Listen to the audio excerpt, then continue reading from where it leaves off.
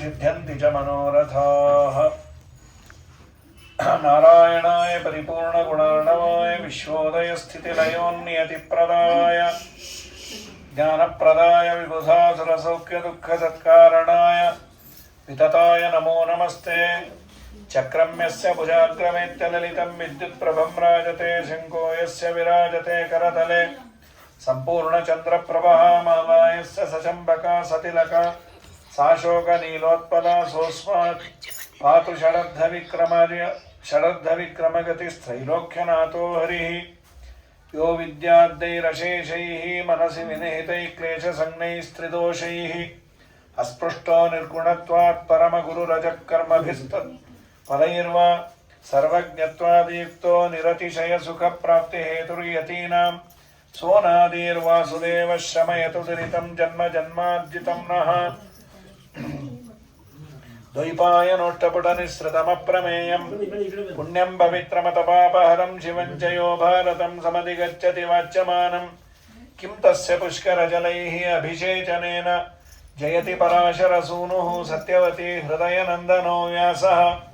यस्यास्य कमलगलितं वाङ्मयममृतं जगत्पिबति योगोशतं कनकशृङ्गमयं ददाति विप्राय वेदविदुषे बहुविश्रुताय पुण्यां च भारतकथां शृणुयाच्च तद्वते तुल्यं फलं भवति तस्य ततस्य चैव शताश्वमेधस्य यदत्र पुण्यं चतुस्सहस्रस्य शतक्रतोच्च भवेदनन्तं हरिवंशदानात् प्रकीर्तितं व्यासमहर्षिणा च अभ्रमं भङ्गरहितम् अजडं विमलं सदा आनन्दतीर्थमतुलं भजे तापत्रयापहं पूज्याय राघवेन्द्राय सत्यधर्मरताय च भजतां कल्पवृक्षाय नमतां कामधेनवे यक्षान्तो भवति स्वयं भवति भुजाजानि संसेवने गाम्भीर्ये अम्बुदि यत्यगौगहनने गङ्गातिधीशोदने शेषत्यर्थविवेचने गुरुमति श्रीरामतिप्रा भवेत् तं वन्दे मदभीष्टसन्ततिकरं सत्यप्रियाख्यं गुरुं सत्याभिज्ञकराब्जोत्थान् पञ्चाशद्वर्षपूजकान् सत्यप्रमोदतीर्थार्यान् नौमिन्याय सुधारतान् स्वस्त्यश्चाचेटसताम् अखिलसन्मङ्गलानि भवन्तु। सम्यक् श्लोकैकश्रवणपठनमात्रेण वक्तुश्च श्रोतॄणां निखिलकलिकृतकल्मषापनोदनपटुतले धर्माद्यगणपुरुषार्थसाधनीभूते हरिवंशमहापुराणे अद्य कथा प्रारम्भे सति किञ्चित् पूर्वकथानुवादः। ಸೂರ್ಯವಂಶದ ವಿವರಣೆಯನ್ನು ಮಾಡ್ತಾ ಸೂರ್ಯನ ಮಗನಾಗಿ ವೈವಸ್ವತ ಮನು, ವಿವಸ್ವಾನ್ ಅಂದರೆ ಸೂರ್ಯ, ಅವನ ಮಕ್ಕಳಿಗೆಲ್ಲ ವೈವಸ್ವತ ಅಂತ, ಯವನಿಗೂ ವೈವಸ್ವತ ಅಂತ ಕರೀಬಹುದು. ವೈವಸ್ವತ ಮನು ಅಂತ ಈ ಮನ್ವಂತರದ ಅಧಿಪತಿ. ಅವನು ಮಕ್ಕಳನ್ನು ಪಡೆಯಬೇಕು ಅಂತ ಯಜ್ಞವನ್ನು ಮಾಡಿದ್ದಾನೆ. ಯಜ್ಞವನ್ನು ಮಾಡಿದಾಗ ಮೊದಲು ಗಂಡು ಮಗು ಆಗಲಿ ಅಂತ ಅವನು ಯಜ್ಞವನ್ನು ಮಾಡಿದ. ಆದರೆ ಹೆಣ್ಣು ಮಗು ಆಗಿತ್ತು. ವಸಿಷ್ಠರನ್ನು ಕೇಳ್ತಾರೆ. ಇಲ್ಲಿ ಬೇರೆ ಮೈತ್ರಾವರುಣ ಅನ್ನೋ ಋಷಿಗಳನ್ನು, ಅವರು ವಸಿಷ್ಠರನ್ನ ಅಂತ ಭಾಗವತ ಹೇಳುತ್ತೆ. ವಸಿಷ್ಠರನ್ನು ಕೇಳಿದ್ರು. ನಾವು ಕೇಳಿದ್ದು ಗಂಡು ಮಗು, ಇಲ್ಲಿ ಆದದ್ದು ಹೆಣ್ಣು, ಏನು ನಿಮ್ಮ ಮಂತ್ರದಲ್ಲೂ ವ್ಯತ್ಯಾಸ ಬಂತ? ಇದನ್ನೆಲ್ಲ ಕೇಳ್ತಾ ಇದ್ದ ಭಾರಿ ಆಶ್ಚರ್ಯ ಆಗುತ್ತೆ. ಅಂದರೆ ಅವನಿಗೆ ಮಂತ್ರದ ಮೇಲೆ ಇದ್ದಂತಹ ನಿಷ್ಠೆ, ವಿಶ್ವಾಸ, ಇದಾಗಬೇಕು ಅಂದರೆ ಇದಾಗಲೇಬೇಕು, ಗಂಡು ಮಗು ಆಗಬೇಕು ಅಂದರೆ ಗಂಡೇ ಆಗಬೇಕು. ಅದಾಗಲಿಲ್ಲ ಅಂದರೆ ಅವರು ಅಪರಾಧಿ ಸ್ಥಾನದಲ್ಲಿರೋರು. ಮತ್ತು ಇನ್ಶೂರೆನ್ಸ್ ಅಂದರೆ ಇನ್ನೇನು ಗತಿ, ಗಂಡು ಬೇಕು ಅಂದರೆ ಗಂಡು, ಹೆಣ್ಣು ಬೇಕು ಅಂದರೆ ಹೆಣ್ಣು ಅಂತ. ಅದು ಹೆಣ್ಣಾಗಿ ಹುಟ್ಟಿತು. ವೈವಸ್ವತ ಮನುವಿಗೆ ಮೊದಲನೇ ಮಗು ಹೆಣ್ಣು ಮಗು ಆಯಿತು. ಅವನು ಕರ್ಕೊಂಬಂದ. ನಾನು ಹೇಳಿದ್ದು ಗಂಡು, ಇದು ಹೆಣ್ಣಾಗಿದೆ, ಯಾಕೆ ಹೀಗಾಯಿತು? ವಸಿಷ್ಠರು ಹಾಗಾಗಬಾರ್ದಲ್ಲ, ಆಗಬಾರ್ದು, ಆಗಿದೆಯಲ್ಲ. ಅದಕ್ಕೆ ಅವರಂದ್ರು ವಿಚಾರ ಮಾಡ್ತೀನಿ ಅಂತ ಆಹುತಿ ಹಾಕೋರನ್ನು ಕೇಳಿದಾಗ ಆಹುತಿ ಹಾಕೋರು ಹೇಳಿದ್ರು, ಅವರ ಹೆಂಡತಿ ಬಂದು ನನಗೆ ಹೆಣ್ಣೆ ಸಾಕು, ಗಂಡು ಮಹಾಪಟಿಂಗರು ಅಂತ ಹೇಳಿದ್ರು. ಆಗ ಅವರಿಬ್ಬರು ವಸಿಷ್ಠರಂದ್ರು, ಗಂಡ ಹೆಂಡತಿಯಲ್ಲಿ ನೀವು ಭಿನ್ನಾಭಿಪ್ರಾಯ ಇಟ್ಟುಕೊಂಡ್ರೆ ಗತಿ ಏನು? ಇಬ್ಬರು ಏಕಾಭಿಪ್ರಾಯದಿಂದ ಬಂದು ಕೇಳಬೇಕು. ಇಲ್ಲ ಇಬ್ಬರು ನಂಗೆ ಗಂಡು ಬೇಕು ಅಂತ, ಅವನು ಹೆಣ್ಣು ಬೇಕು ಅಂತ ಇವಳು ಅಂದರೆ ಅವಳಿ ಕೊಡ್ತಾ ಇದ್ವಿ. ಈಗ ನೀವು ಭಿನ್ನಾಭಿಪ್ರಾಯ ಮಾಡಿದ್ದರಿಂದ ಅದಾಗಿದೆ, ಆಗಲಿ, ಗಂಡನ್ನೇ ಮಾಡ್ತೇನೆ ಅಂತ ಹೆಣ್ಣನ್ನು ಗಂಡು ಮಾಡಿದ್ರು. ಹೆಣ್ಣಾದಾಗ ಇಳಾದೇವಿ, ಆಮೇಲೆ ಅವಳು ಗಂಡಾದಾಗ ಸುದ್ಯುಮ್ನ ಅಂತ. ಆ ಸುದ್ಯುಮ್ನ ವಿಶೇಷವಾಗಿ ಸುದ್ಯುಮ್ನನ ಬಗ್ಗೆ ಅವನು ಹೆಣ್ಣಾಗಿ ಬಿಟ್ಟ. ಮತ್ತೆ ಹೆಣ್ಣಾದ ಮೇಲೆ ನಂತರದಲ್ಲಿ ಮತ್ತೆ ವಸಿಷ್ಠರು ಪ್ರಾರ್ಥನೆ ಮಾಡಿದರು. ಅದು ಹೆಣ್ಣಾಗಲಿಕ್ಕೆ ಆ ಕಥೆಯನ್ನು ಇಲ್ಲೇನು ಹೇಳೋದಿಲ್ಲ, ಭಾಗವತದಲ್ಲಿ ನವಮಸ್ಕಂದದಲ್ಲಿ ಹೇಳ್ತಾರೆ. ರುದ್ರದೇವರ ಒಂದು ವನ ಇದೆ, ಸುಕುಮಾರ ವನ ಅಂತ. ಅಲ್ಲಿ ಯಾರೇ ಬಂದರೂ ಹೆಣ್ಣಾಗಲಿ ಅಂತ ಅವರು ಹೇಳಿದರು. ಹಾಗಾಗಿ ಹೆಣ್ಣಾಯಿತು. ಹೆಣ್ಣಾದ ಮೇಲೆ ನಂತರದಲ್ಲಿ ಇವನು ಬಂದಿದ್ದ, ಸುದ್ಯುಮ್ನ ಅಂಡ್ ಕಂಪನಿ ಒಂದೆರಡು ಜನನ ಕರ್ಕೊಂಡು ಬಂದಿದ್ರು, ಎಲ್ಲ ಹೆಣ್ಣಾದರು. ಮತ್ತೆ ಅವರನ್ನು ಪ್ರಾರ್ಥನೆ ಮಾಡಿದಾಗ ನಾನೇ ತಂದ ಅಮೆಂಡ್ಮೆಂಟು ವಾಪಸ್ ತೊಗೊಂಡ್ರೆ ಅದಕ್ಕೆ ಬೆಲೆ ಇರೋದಿಲ್ಲ. ಆದರೂ ವಸಿಷ್ಠರೇ, ನನಗೆ ನೀವು ಬೇಕಾದವರು, ನಾನೊಂದು ವ್ಯವಸ್ಥೆ ಮಾಡ್ತೇನೆ, 1 ತಿಂಗಳು ಗಂಡು 1 ತಿಂಗಳು ಹೆಣ್ಣು ಅಂತ ಹೇಳಿದ್ರು. ಹ್ಞೂ ಅಂದರು. ಅದು ಯಾಕೋ ಸರಿ ಹೋಗಲಿಲ್ಲ. 1 ತಿಂಗಳು ಗಂಡು 1 ತಿಂಗಳು ಹೆಣ್ಣಾದರೆ ನೆನಪೊಂದಿರ್ಬೇಕಲ್ರಿ. ಹೆಣ್ಣಾದಾಗ ಯಾರೋ ಹೂ ಇಳ್ಳಕ್ಕೆ ಹೇಳಿರ್ತಾರೆ ಮುಂದಿನ ತಿಂಗಳು ಅಂತ, ಇವ್ರು ಆಚಾರ ಕೂತ್ಕೊಂಡ್ಬಿಡೋದು. ಅಲ್ಲಿಗೆ ಹೋದ್ರೆ ಏನಂತಾರೆ, ಹೂ ಇಳ್ಳಕ್ಕೂ ಬರ್ಲಿಕ್ಕೆ ಶುರು ಮಾಡಿದ್ರ ಅಂತ ಆಚಾರ. ಗಂಡಾದಾಗ ಮುಂದಿನ ತಿಂಗಳು ಶ್ರಾದ್ದದ ಊಟಕ್ಕೆ ಅಂತ ಹೇಳಿದ್ರೆ ಇವರು ಹೆಣ್ಣು ಬಂದು ನಾವು ಮುತ್ತೈದಾಗ ಹೇಳಿಲ್ಲ, ಆಚಾರ ಒಬ್ಬರಿಗೆ ಹೇಳಿರೋದು ನಾನೇ ಅಂತ ಪ್ರೂವ್ ಮಾಡೋದೆಲ್ಲ ಕಷ್ಟ. ಅದಕ್ಕೆ ಬೇಡ ಅಂತ. ಆದರೆ ಇವರೆಲ್ಲರೂ ನಮಗೆ ಕೊಟ್ಟಿರುವ ಕೊಡುಗೆ ತುಂಬ. ಸುದ್ಯುಮ್ನನಿಗೆ 3 ಜನ ಮಕ್ಕಳು, ಉತ್ಕಲ, ಗಯ, ವಿನತಾಶ್ವ ಅಂತ. ಆ ಉತ್ಕಲನಿಗೆ 3 ಜನ ಮಕ್ಕಳಿದ್ರು, ದೃಷ್ಟಕ, ಅಂಬರೀಷ, ದಂಡಕ ಅಂತ. ಆ ದಂಡಕನಿಂದ ನಿರ್ಮಾಣವಾದದ್ದೇ ದಂಡಕಾರಣ್ಯ. ಗೊತ್ತಿಲ್ಲದೆ ಇವರ ಹೆಸರನ್ನ ದಿನ ಹೇಳ್ತೇವೆ. ದೇಶೇ ಗೋದಾವರಿಯ ದಂಡಕಾರಣ್ಯ. ಇಲ್ಲಿ ಹರಿವಂಶ ಹೇಳತ್ರೆ, ಈ ದಂಡಕಾರಣ್ಯ ಅನ್ನುವಂತಹ ತಪೋಭೂಮಿಯನ್ನ ನಿರ್ಮಾಣ ಮಾಡಿದವನು ಇವನು.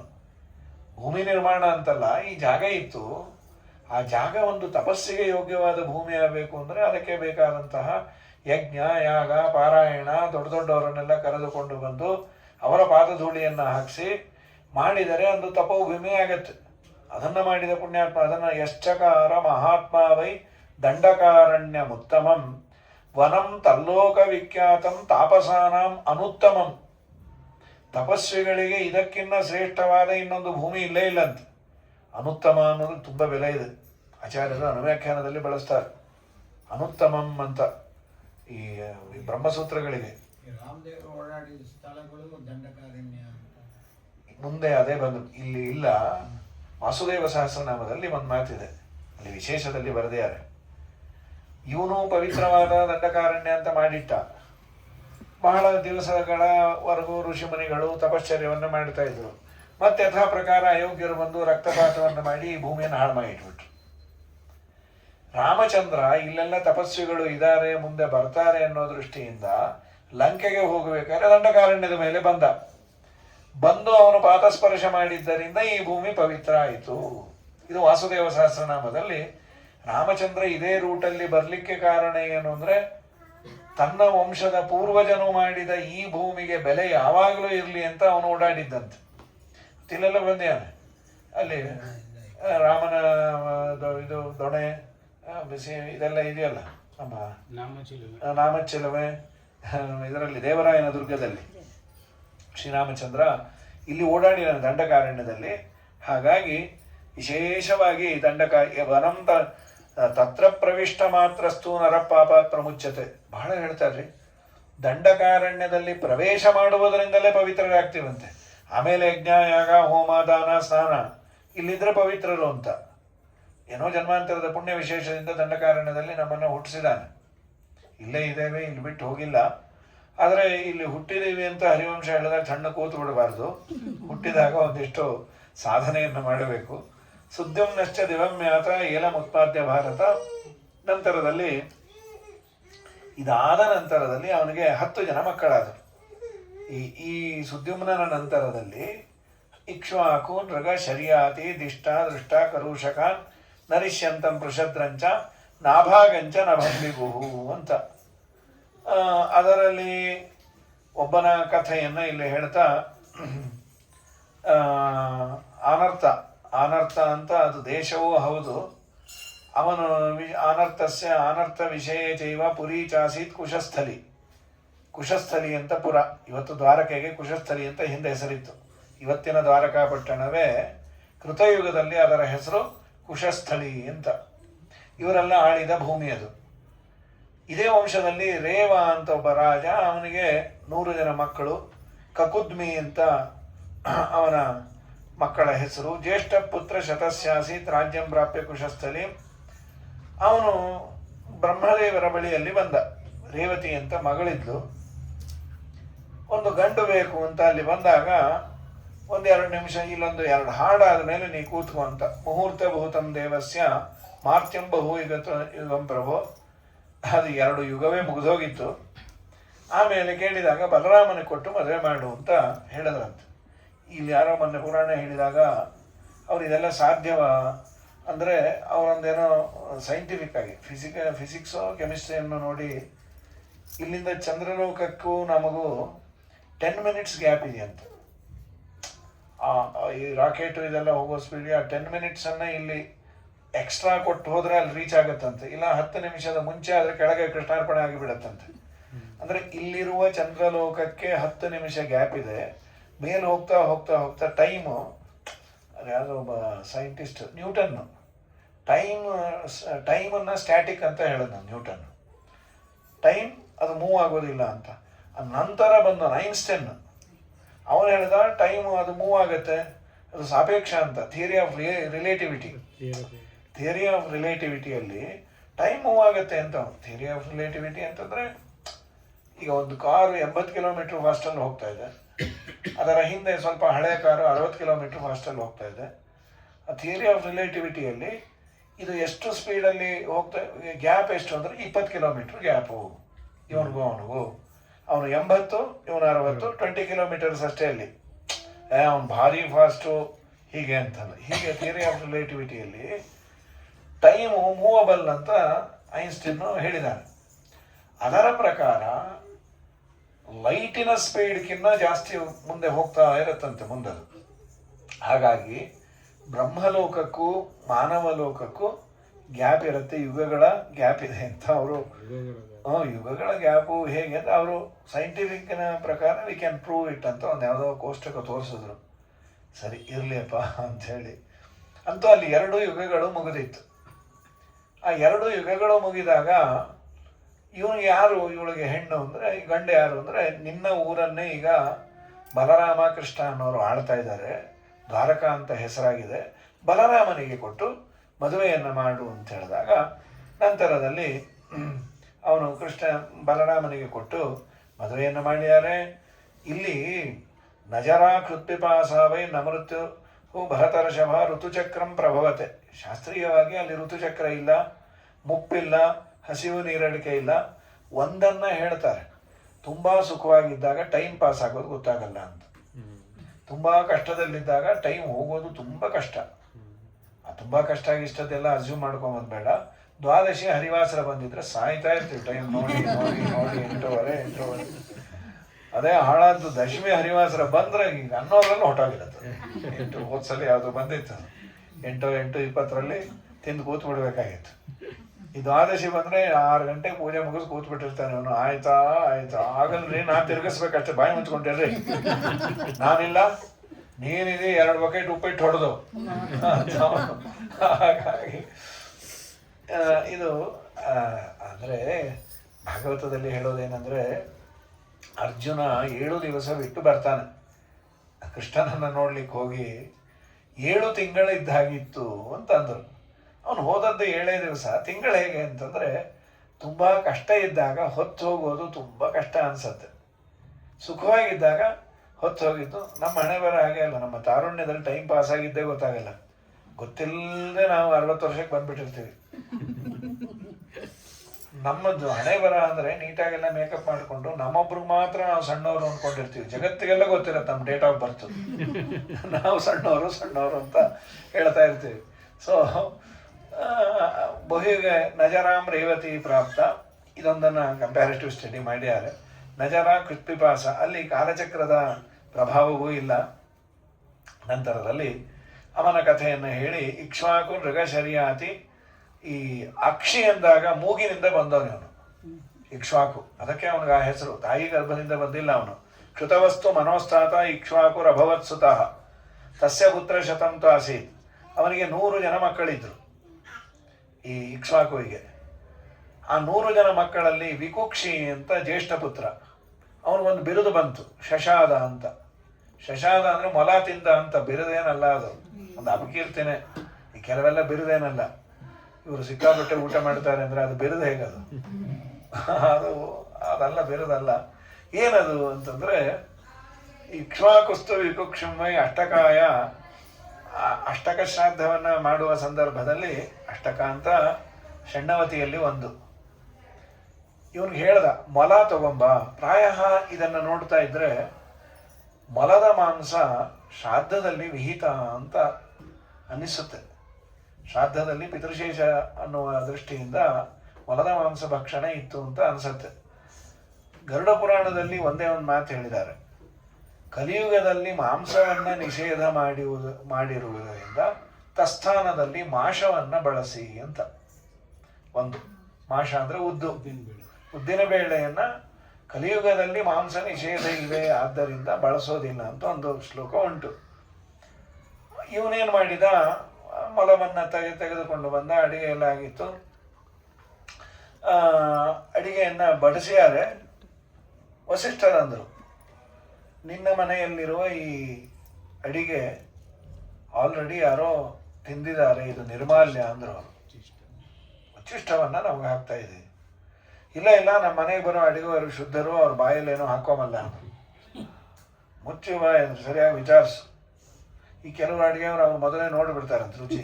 ಅಂದರೆ ಅವ್ರದ್ದೇನು ಥಿಯರಿ, ದೇವರಿಗೆ ಕೆಟ್ಟದ್ದಿಡಬಾರ್ದು, ಏನೇ ಕೆಟ್ಟದ್ದಾದರೂ ನಮಗಾಗಲಿ ಅಂತ ಮೊದಲು ರುಚಿ ನೋಡೇ. ಅವ್ರ ಅಪ್ಪನಾಣೆ ಎಂದು ಕೆಡೋದೇ ಇಲ್ಲ ಅಂತ, ಹುಳಿ ಉಪ್ಪು ಖಾರ ಅದನ್ನು ನೋಡೇ ಇಡ್ತೀವಿ ಅಂತ. ಸರಿ, ಕೇಳ್ದ ಮಗನನ್ನು, ಮಗ ಏನು ಮಾಡಿದೆಯೋ ಅದೇನು ಅವರು ಇದು ಅಂತಾರೆ ನಿರ್ಮಾಲ್ಯ ಅಂತ. ಅಪ್ಪ ತುಂಬ ಹಸಿರಾಗಿತ್ತು, ಬಾಲ ಮರದ ಬಾಯಿಗೆ ಹಾಕೊಂಡೆ ಅಂದ. ನೀನು ಮಗಕ್ಕೆ ಇಷ್ಟ ಹಾಕ, ಶ್ರಾದ್ದಘಾತ ಆಯಿತು. ಶ್ರಾದ್ದಕ್ಕೆ ತರುವ ಪದಾರ್ಥವನ್ನು ವಾಸನೆಯನ್ನೇ ನೋಡಬಾರದು ಅಂತಿದೆ, ಅಂಥದ್ದು ಹೀಗೆ ಮಾಡಿದೆ. ಸರಿ ಸ್ವಾಮಿ, ತಪ್ಪಾಗಿದೆ, ನನ್ನ ಮಗನೇ ಹೀಗೆ ಮಾಡಿದ್ದಾನೆ, ಶಿಕ್ಷೆ ಏನು ಅಂದರು. ಅವನನ್ನು ಊರಿಂದ ಆಚೆ ಹಾಕಷ್ಟೇ, ಅವನೆಲ್ಲೋ ಬಿದ್ದಿರಬೇಕು, ಊರೊಳಗೆ ಬರೋ ಹಾಗಿಲ್ಲ. ನಂತರದಲ್ಲಿ ಇಕ್ಷ್ವಾಕುಣ ಪರಿತ್ಯಕ್ತೋ ವಸಿಷ್ಠ ವಚನಾಶ ಪ್ರಭು, ವಸಿಷ್ಠರ ಆರ್ಡರು ಸುಪ್ರೀಂ ಕೋರ್ಟರ ಆರ್ಡರ್ ಇದ್ದಾವೆ. ಮಹಾಭಾರತ, ಎಸ್ಪೆಷಲಿ ರಾಮಾಯಣ, ಈ ಹರಿವಂಶಗಳಲ್ಲಿ ನೋಡಿದ್ರೆ ಫೈನಲ್ ಜಡ್ಜ್ಮೆಂಟ್ ಅವ್ರು ಹೇಳಿದ ಮೇಲೆ, ವಸಿಷ್ಠರು ಹೇಳಿದ ಮೇಲೆ ಅಪೀಲೇ ಇಲ್ಲ. ದಶರಥನ ಮನೆಗೆ ವಿಶ್ವಾಮಿತ್ರರು ಬರ್ತಾರೆ, ನಿಮ್ಮ ಮಗನ ಕೊಟ್ಟು ಕಳಿಸು, ದಯಮಾಡಿ ನಾ ಬರ್ತೇನೆ, ನನ್ನ ಮಗನ ಬೇಡಬೇಡ್ರಿ ಅಂದರು. ನೀನು ನಾನು ಇಬ್ಬರು ಇದ್ದೇನು ಮಾಡೋದು, ನೀನೊಂದು ಮೂಲೆಯಲ್ಲಿ ನಾನು ಕೋರು ಹಿಡ್ಕೊಂಡಿರ್ತೇನೆ, ನೀನು ತಮ್ಗೆ ಹಿಡ್ಕೊಂಡಿರೋ, ನಿನ್ನ ಮಗನ ಕಳಿಸು ಅಂದರು. ದಯಮಾಡಿ ಬೇಡ. ವಸಿಷ್ಠರು ಮುಖ ನೋಡಿದ್ರು ವಿಶ್ವಾಮಿತ್ರರು, ತಕ್ಷಣ ಅವನಿಗೆ ಹೇಳಿದ್ರು, ಮರ್ಯಾದೆಯಿಂದ ಮಗನ ಕೊಟ್ಟು ಕಳಿಸು. ನಿನ್ನ ಮಗನ ಸಾಮರ್ಥ್ಯದ ಬಗ್ಗೆ ನಮಗೆ ಗೊತ್ತು, ಅವ್ರಿಗೆ ಗೊತ್ತು. ಫಸ್ಟ್ ಆಫ್ ಆಲ್ ನಿನ್ನ ಊರಲ್ಲಿ ಇಂಟೆಲಿಜೆನ್ಸ್ ಫೇಲ್ ಆಗಿದೆ. ಯಾಕೆ ಅಂದ, ನಿನ್ನ ಊರಿನ ಅತಿ ಸಮೀಪದಲ್ಲೇ ಯಜ್ಞಯಾಗಗಳನ್ನು ವಿಶ್ವಾಮಿತ್ರರು ಮಾಡ್ತಾ ಇದ್ದಾರೆ ಅನ್ನುವ ವಾರ್ತೆನೇ ನಿಂಗೆ ಗೊತ್ತಿಲ್ಲ ಅಂದರೆ ಏನು ಇಂಟೆಲಿಜೆನ್ಸ್ ಇದೆ? ಇದು ಮೊದಲನೇ ಫೇಲ್ಯೂರು. ಅದಕ್ಕೆ ಅಯೋಗ್ಯರು ಬಂದು ತೊಂದರೆ ಕೊಡ್ತಾ ಇದ್ದಾರೆ, ಅದನ್ನು ರಕ್ಷಣೆ ಮಾಡಬೇಕು ಅನ್ನೋದೇ ಗೊತ್ತಿಲ್ಲ ಅಂತಂದರೆ ನೀನು ರಾಜ್ಯವನ್ನು ಏನು ಪರಿಪಾಲನೆ ಮಾಡ್ತಾ ಇದ್ದೀನಿ? ಸುಖದ ಸುಪ್ಪತ್ತಿಗೆಯಲ್ಲಿ ಬಿದ್ದಿದ್ದೀನಿ ನೀನು. ವಿಶ್ವಾಮಿತ್ರರು ಮಾಡ್ತಾ ಇರೋದು ಅವ್ರ ಮನೆ ಪೌಮಾನ ಹೋಮ ಅಲ್ಲ, ಅದು ರಾಜ್ಯ ಚೆನ್ನಾಗಿರಲಿ ಅಂತ ಮಾಡ್ತಾ ಇರೋ ಹೋಮ. ಕ್ಷತ್ರಿಯೋಚಿತವಾದ ಧರ್ಮ ಕೊಟ್ಟು ಕಳಿಸು, ನಿನ್ನ ಮಗನನ್ನ, ನಿನ್ನ ಮಗನಿಗೂ ಕೀರ್ತಿ ಬರುತ್ತೆ ಅಂತ. ವಸಿಷ್ಠರು ಹೇಳಿದ ಮೇಲೆ ಅಪೀಲೇ ಇಲ್ಲ, ಆಯಿತು ಕರ್ಕೊಂಡು ಹೋಗ್ರಿ. ಈಗ ಎಲ್ಲರನ್ನೂ ಶಾಸನ, ಎಲ್ಲರೂ ಸೂರ್ಯನ ಕಾಲದಿಂದ ಇರೋರು, ಶ್ರೀರಾಮಚಂದ್ರನ ಕಾಲದವರೆಗೂ ಇರುವಂಥ ವಸಿಷ್ಠರು ಅಂದರೆ ಏನದು? ಅದಕ್ಕೆ ಹೇಳಿದ್ರು ಹೊರಗೆ ಹಾಕು ಅಂತ. ಹೊರಗಿದ್ದ. ಆಮೇಲೆ ಇಕ್ಷ್ವಾಕುವಿನ ನಂತರ ಶಶಾದ ಇಲ್ಲಿ ಆಳಿದ ಅಂತ. ಇದಾದ ಮೇಲೆ ಶಶಾದಸ್ಸಿತ ದಾಯಾದ ಕಕುಸ್ಥಃ, ಶಶಾದನಿಗೆ ಕಕುಸ್ಥ ಅಂತ, ಕಕುಸ್ಥ ಅಂತ ಅವನಿಗೂ ಮತ್ತೆ ಅದೇ ಹೆಸರು. ಕಕುಸ್ಥ ಅಂತ ಬಂದದ್ದು ಇಂದ್ರವಾಹ, ಕಕುಸ್ಥ ಅಂತ ಅವನಿಗೆ ಎರಡು ಹೆಸರು. ಕಕುತ್ ಅಂತ ಕರೀತಾರೆ, ಏನು ಆ ಎತ್ತಿನ ಮೇಲೆ ಒಂದು ಡುಬ್ಬ ಇರುತ್ತಲ್ಲ ಅದಕ್ಕೆ ಕಕುತ್ ಅಂತ. ತಿಷ್ಠತಿ ಇತಿ ಸ್ಥಃ, ಅದರ ಮೇಲೆ ಕುಳಿತವ ಅಂತ. ಇಂದ್ರದೇವರು ದೈತ್ಯರ ಮೇಲೆ ಯುದ್ಧ ಮಾಡ್ತಾ ಇದ್ದಾರೆ, ಗೆಲವೇ ಇಲ್ಲ.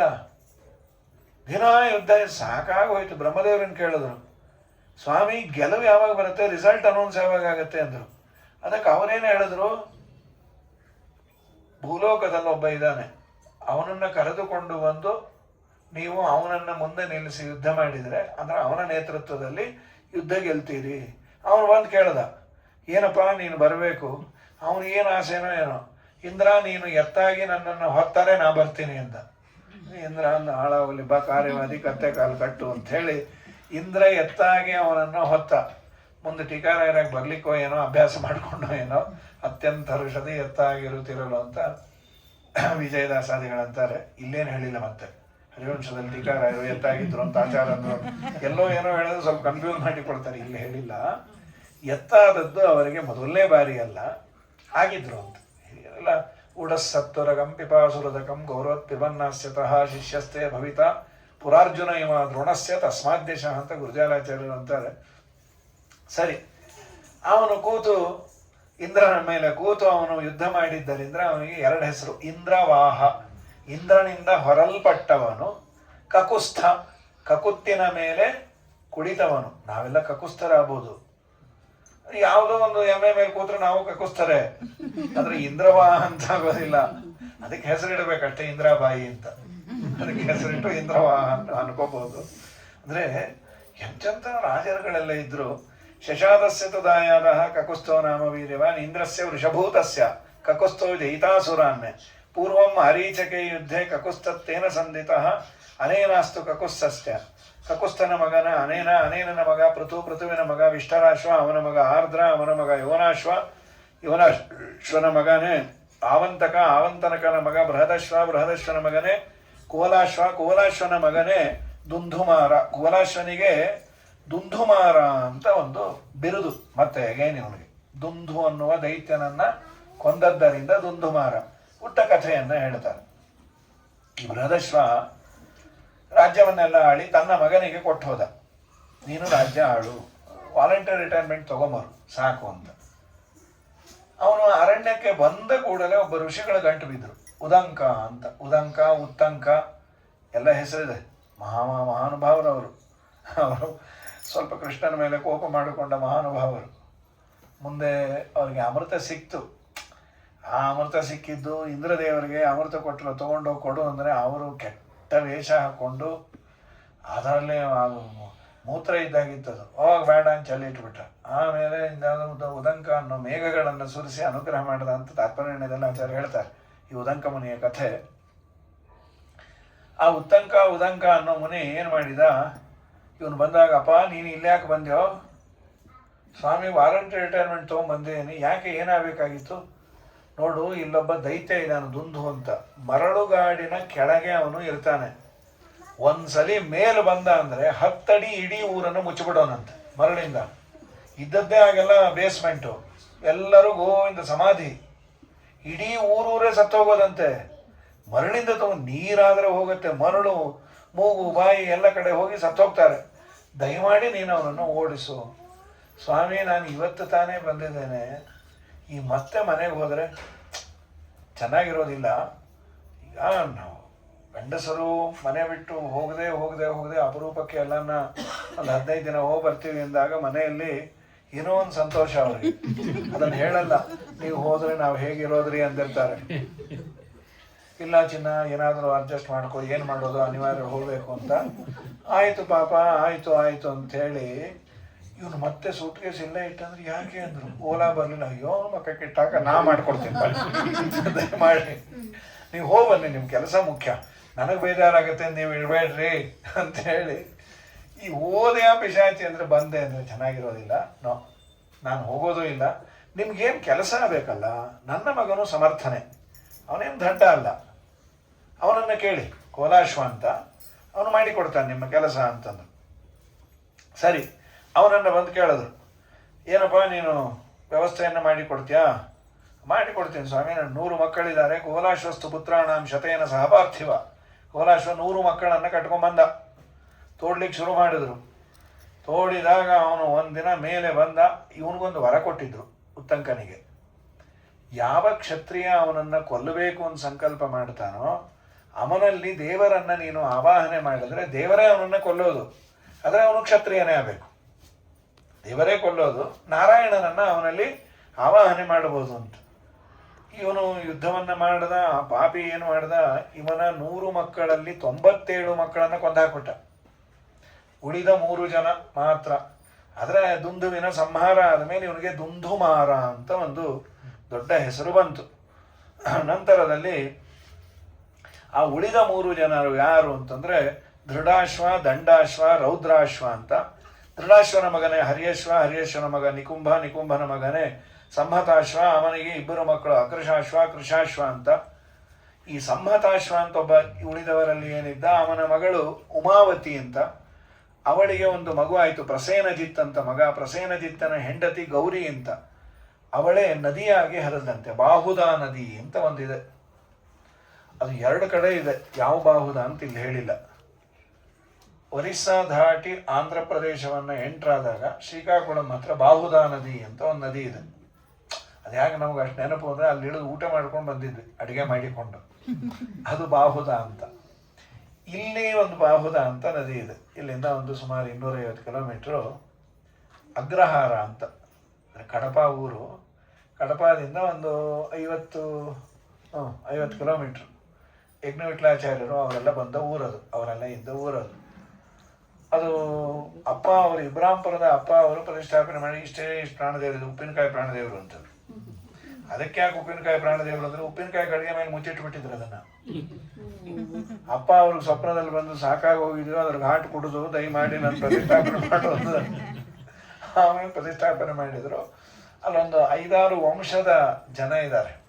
ವಿಶಾಪುರಂ ಅಂತ, ಆಮೇಲೆ ಬಜ್ಜಿ ಅಂತ, ಮಹಾಜನಮ್ಮು, ಒಂದು 6-8 ಜನದ ವಂಶದವರು. ಒಂದೊಂದು ದಿವಸ ಒಂದೊಂದು ಅವರು ಇದನ್ನು ಮಾಡಬೇಕಲ್ಲಿ. ಪರ್ಯಾಯ ಅನ್ನೋದಕ್ಕಿಂತ ಒಂದೊಂದು ದಿವಸದ ಉತ್ಸವ. ರಥಸಪ್ತಮಿಯಿಂದ ದಶಮಿ ತ್ರಯೋದಶಿವರೆಗೂ ಇತ್ತು. ಈ ಹುಣ್ಣಿಮೆವರೆಗೂ ಪ್ರೊಲಾಂಗ್ ಮಾಡಿದ್ದಾರೆ. ಅದೊಂದು ತ್ರಯೋದಶಿ ದಿವಸ ತೋಟೋತ್ಸವ ಅಂತ. ಈ ಬ್ರಾಹ್ಮಣರದೆಲ್ಲ ತೋಟ ಇತ್ತು, ತೋಟದಲ್ಲೇ ಪ್ರಾಣದೇವರು ಬರೋದು, ಅಲ್ಲೆಲ್ಲ ಅಲ್ಲೇ ಅಡಿಗೆ ಊಟ ತಿಂಡಿ. ಅಲ್ಲೊಂದು ನದಿ ಇದೆ ಬಾಹುದ ಅಂತ, ಈಗೂ ಹರಿಯುತ್ತೆ. ಹಾಗೆಲ್ಲ ಮೊದಲು ಅಲ್ಲೇ ಸ್ನಾನ ಮಾಡ್ತಾ ಇದ್ವಿ, ಈಗೆಲ್ಲ ಪಾಚಿ ಜಾಸ್ತಿ. ಈ ಬಾಹುದ ನದಿಯ ಬಗ್ಗೆ ಮಹಾಭಾರತದಲ್ಲಿ ಒಂದು ಉಲ್ಲೇಖ ಇದೆ, ಸ್ವರ್ಣಬಾಹುದ ಅಂತ ಅದಕ್ಕೆ ಹೆಸರು. ಪ್ರಾರಂಭದಲ್ಲೇ ಇದೆ. ಶಂಖ ಲಿಖಿತ ಅಂತ 2 ಅಣ್ಣ ತಮ್ಮಂದಿರು. ಅಣ್ಣನ ಮನೆಗೆ ತಮ್ಮ ಬಂದಿದ್ದ, ಅಣ್ಣ ಎಲ್ಲೋ ಹೋಗಿದ್ದ, ತಮ್ಮನಿಗೆ ಹಸಿವಾಗಿದೆ.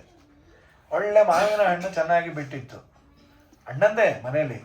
ಅದನ್ನು ಕಿತ್ತದ ಮಾವಿನ ಹಣ್ಣು ತಿಂದ. ಅಣ್ಣ ಬಂದ್ಯಾ, ಬಹಳ ಸಂತೋಷ. ಅಣ್ಣ ನಿನಗೊಂದು ವಾರ್ತೆ ಹೇಳಬೇಕು, ನಾನೊಂದು ಅಪರಾಧ ಮಾಡಿದ್ದೀನಿ. ಏನದು? ನೀ ಇಲ್ಲದೇ ಇದ್ದಾಗ ಮಾವಿನ ಹಣ್ಣನ್ನು ಕಿತ್ತಿ ತಿಂದಿದ್ದೀನಿ. ಜನರಲ್ಲಾಗಿ ನಾವೇನಂತೀವಿ, ಅದೇನು ಬಿಡು ಅಂತೀವಿ. ಅವರು ಅಂದರು, ಅದೇನು ಅಪರಾಧ ಅಲ್ಲ, ಆದರೆ ನೀನು ಹಾಗೆ ಮಾಡಬಾರ್ದಾಗಿತ್ತು. ನನ್ನ ಪರ್ಮಿಷನ್ ಇಲ್ಲದೆ ನೀನು ತೆಗೆದುಕೊಂಡಿದ್ದು ಕಳ್ಳತನ ಆಗಲಿಲ್ವಾ ಅಂದ. ಹೌದಾ ಅಣ್ಣ, ಈ ಕಳ್ಳತನಕ್ಕೇನು ಶಿಕ್ಷೆ? ಶಿಕ್ಷೆ ಕೊಡುವ ಅಧಿಕಾರ ಬ್ರಾಹ್ಮಣರಿಗಿಲ್ಲ, ರಾಜನ ಹತ್ರ ಹೋಗು ಕೇಳು. ಆ ರಾಜನ್ನ ಬಂದು ಕೇಳಿದ್ರು, ಅಣ್ಣ ತಮ್ಮಂದ್ರೆ ತಾನು ಹೋಗ್ರಿ ಅಂತ. ಅವೆಲ್ಲ ನೀವು ಸುಮ್ಮನೆ ಕಾನ್ಸಲೇಷನ್ ಜಡ್ಜ್ಮೆಂಟ್ ಎಲ್ಲ ಕೊಡೋದು ಬೇಡ. ಇದೇ ಅಪರಾಧವನ್ನ ಕಳ್ಳ ಮಾಡಿದ್ರೆ ಏನು ಮಾಡ್ತಾ ಇದ್ರಿ? ಬ್ರಾಹ್ಮಣನ ಮನೆಯ ಸೊತ್ತನ್ನು ಕದ್ರೆ ಅವನ ಕೈ ಕತ್ತರಿಸ್ತಾ ಇದ್ವಿ ಅಂತ. ಇವನು ಸೀದಾ ಅವ್ರ ಕೈ ಕತ್ತರಿಸ್ಕೊಂಡೇ ಬಂದ್ಬಿಟ್ಟ. ಅಣ್ಣ ಶಿಕ್ಷೆ ಆಯ್ತು ನೋಡು ಅಂತ. ಅಯ್ಯೋ ಘರಮಾನೆ, ನೀ ಬಂದು ಹೇಳೋದಲ್ಲೇನೋ, ಆದರೂ ನಿನ್ನ ಪ್ರಾಮಾಣಿಕತನಕ್ಕೆ ಹಾಗೂ ನಿನಗಿದ್ದ ಧರ್ಮದ ಬಗ್ಗೆ ದೀಕ್ಷೆಗೆ ಸಂತೋಷ ಆಯಿತು. ಆ ಬಾ ನದಿಯಲ್ಲಿ ಕೈ ಅದ್ದು ಅಂದ. ಆ ಕೈ 2 ಅದ್ದಿದ್ರೆ ಬಂಗಾರದ ಕೈ ಬಂತಂತದ್ದು. ಅದಕ್ಕೆ ಆ ನದಿಗೆ ಸ್ವರ್ಣಬಾಹುದ ಅಂತ ಹೆಸರು. ಬಂಗಾರದ ಕೈಯನ್ನು ಕೊಟ್ಟಿದ್ದು. ಈಗೆಲ್ಲ ಯೋಗ್ಯತೆ ಇಲ್ಲ, ಕೈ ಕತ್ತರಿಸಿಕೊಂಡು ಅಲ್ಲೋದ್ರೆ ಇದು. ಅಥವಾ ಈಗ ಏನಾದರೂ ಸ್ವರ್ಣಬಾಹುದ ಆದರೆ ಆ ಕೈ ನಿಜ ದಿನ ಕತ್ತರಿಸ್ಕೊಂಡು ಹೋಗ್ತಾರಷ್ಟೇ. ಸ್ವರ್ಣದ್ದು ಬಾಹುದ, ಈ ಬಾಹುವಿನಲ್ಲಿ ಸ್ವರ್ಣ ಇದ್ರೆ ಬಿಡಲ್ಲ, ಇನ್ನು ಕಿಮುತ ಸ್ವರ್ಣಬಾಹುದ ಆದರೆ ಅದಕ್ಕೆ ಸ್ವರ್ಣಬಾಹುದ ಅಂತ ಮಹಾಭಾರತದಲ್ಲಿ ಬರುವಂತಹ ಕಥೆ ಇದು. ಬಂಗಾರದ ಕೈಯನ್ನ ಕೊಟ್ಟಂತಹ ನದಿ ಅದು ಅಂತ. ಬಾಹುದ ಅಂತ ಅವಳು ನದಿಯಾಗಿ ಹರಿದ್ಲು ಅಂತ. ಅದಾದ ಮೇಲೆ ಅವನ ಮಗ ಯುವನಾಶ್ವ, ಯುವನಾಶ್ವನ ಮಗನೇ ಮಾಂಧಾತ. ಅದೇ ಅಪ್ಪನ ಹೊಟ್ಟೆಯಿಂದ ಬಂದವನು ಇವನೇ. ಮಾಂದಾಸ್ಯತಿ, ಅವನಿಗೆ ಪ್ರಸಂಗದಿಂದ ಹೆಸರು ಬಂದದ್ದು. ಕಂದಾಸ್ಯತಿ ಕುಮಾರೋಯಂ, ಅಪ್ಪನ ಹೊಟ್ಟೆಯಿಂದ ಬಂದ ಕಂದಾಸ್ಯತಿ ಕುಮಾರೋಯಂ. ಧಾ ಅನ್ನುವ ಅಕ್ಷರಕ್ಕೆ ಧೇಟ್ ಪಾನೆ ಅಂತ. ಈ ಮಗುವಿಗೆ ಹಾಲನ್ನು ಕುಡಿಸೋರು ಯಾರು? ಅಪ್ಪ ಹಡೆದಿರೋರು. ಅದಕ್ಕೆ ಇಂದ್ರದೇವರು ಮಾಂ ಧಾಸ್ಯತಿ ಅಂತ ತೋರು ಬೆರಳನ್ನು ಅವನ ಬಾಯಲ್ಲಿ ಇಟ್ಟು ಅಮೃತವನ್ನು ಅವನಿಗೆ ಪ್ರಾಶನ ಮಾಡಿಸಿದ್ದರಿಂದ ಅವನಿಗೆ ಮಾಂಧಾತ ಅಂತ ಹೆಸರು. ಇದು ತೊಟ್ಟಿಲಲ್ಲಿ ಇಟ್ಟದ್ದಲ್ಲ, ಮಾಂಧಾಸ್ಯತಿ, ನಾನು ಇವನಿಗೆ ಅಮೃತವನ್ನು ಕೊಡಿಸ್ತೇನೆ ಎಂದದ್ದಕ್ಕೆ ಮಾಂಧಾತ ಅಂತ ಹೆಸರು ಬಂತು. ಮಾಂಧಾತನಿಗೆ ಬಿಂದುಮತಿ ಅಂತ ಹೆಂಡತಿ, ಅವನಿಗೆ ಪುರುಕುತ್ಸ ಮತ್ತು ಮುಚುಕುಂದ ಅಂಥೇಳಿ ಇಬ್ಬರು ಮಕ್ಕಳಾದರು. ಪುರುಕುತ್ಸನ ಮಗನೇ ತ್ರಸದಸ್ಯು ಅಂತ, ತ್ರಸದಸ್ಯುವಿನ ಮಗ ಸಂಭೂತ, ಸಂಭೂತನ ಮಗ ಸುಧನ್ವ, ಸುಧನ್ವನ ಮಗ ತ್ರಿಧನ್ವ, ತ್ರಿಧನ್ವನ ಮಗ ತ್ರಯಾರುಣ, ತ್ರಯಾರುಣನ ಮಗನೇ ಸತ್ಯವ್ರತ ಅಂತ. ತಸ್ಯ ಸತ್ಯವ್ರತೋ ನಾಮ ಕುಮಾರೋ ಭೂನ್ ಮಹಾಬಲಃ. ಅವನಿಗೆ ಒಂದು ಹೆಸರಿತ್ತು, ಬಿರುದು, ಇವನು ಅದಕ್ಕೆ ತ್ರಿಶಂಕು ಅಂತ ಇವನಿಗೆ ಹೆಸರು ಬಂದಿದ್ದು. ಏನು ಮಾಡ್ದ, ಅವರೂರಲ್ಲಿ ಒಂದು ಮದುವೆಗೆ ರಾಜನನ್ನು ಕರೆದಿದ್ರು. ಇವನು ಹೋದ ಅಪ್ಪನ ಜೊತೆಯಲ್ಲಿ. ಹಸೆಮಣೆ ಮನೆ ಹತ್ರ ಹೋಗಿ ಇವ್ರಿಗೆಲ್ಲ ಸಂತೋಷ ಆಯಿತು, ರಾಜ ಬಂದಿದ್ದಾನೆ. ಹಸೆಮಣೆ ಮನೆ ಮೇಲೆ ಹೋಗಿ ನೋಡ್ತಾನೆ, ಆ ಹುಡುಗಿನ ಮೊದಲು ಇಷ್ಟಪಟ್ಟಿದ್ದಂತ ಇವನು. ಮದುವೆ ತಾಳಿ ಕಟ್ಟಿಯಾರೆ, ಇವನು ಹೇಳ್ಕೊಂಬಂದ್ಬಿಟ್ಟ, ನಾ ಮೊದಲು ಇಷ್ಟಪಟ್ಟಿದ್ದೆ ರಾನಾಥೋ ಅಂತೇಳಿ. ಪಾಣಿಗ್ರಹಣ ಮಂತ್ರಾಣ ವಿಗ್ರಹಂ ಚಕ್ರೇ ಸುದುರ್ಮತಿ ಏನ ಭಾರ್ಯ ಹೃತಾಪೂರ್ವಂ ಕೃತೋದ್ವಾಹ ಪರಸ್ಯವೈ. ಆವಾಗ ಎಗೈನ್ ಇದು ಬಂದು ಅವ್ರ ಹತ್ರನೇ ಬಂತು, ವಸಿಷ್ಠರ ಹತ್ರ. ಈ ಅಪರಾಧ ಮಾಡಿದಾನ ರಾಜನ ಮಗ, ಏನು ಮಾಡಬೇಕು? ಅವ್ರು ಏನಿಲ್ಲ, ಮುಲಾಜಿಲ್ಲದೆ ಇವನನ್ನು ಊರಿಂದ ಹೊರಗೆ ಹಾಕಿ ಚಂಡಾಲರ ಹತ್ರ ವಾಸ ಮಾಡಲಿ.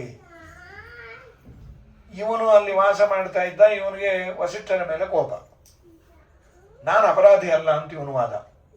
ಯಾಕೆ ಅಪರಾಧಿ ಅಲ್ಲ? ಇವನು ವಾದ ಏನು ಗೊತ್ತಾ, ನೀವು ಒಬ್ಬರೇ ಅಲ್ಲ ಧರ್ಮಶಾಸ್ತ್ರ ತಿಳ್ಕೊಂಡು ನಾವು ಓದಿದ್ದೀವಿ ಅಂತ. ಏನು ಓದಿದ್ವಿ? ಬರೀ ತಾಳಿ ಕಟ್ಟಿದ್ರೆ ಮದುವೆ ಅಲ್ಲ, ಲಾಜಾಹೋಮ ಆಗಬೇಕು, ಲಾಜಾಹೋಮ ಆಗಿಲ್ಲ, ಅದಕ್ಕೆ ಹೇಳ್ಕೊಂಬಂದಿದ್ದು ಅಂತ.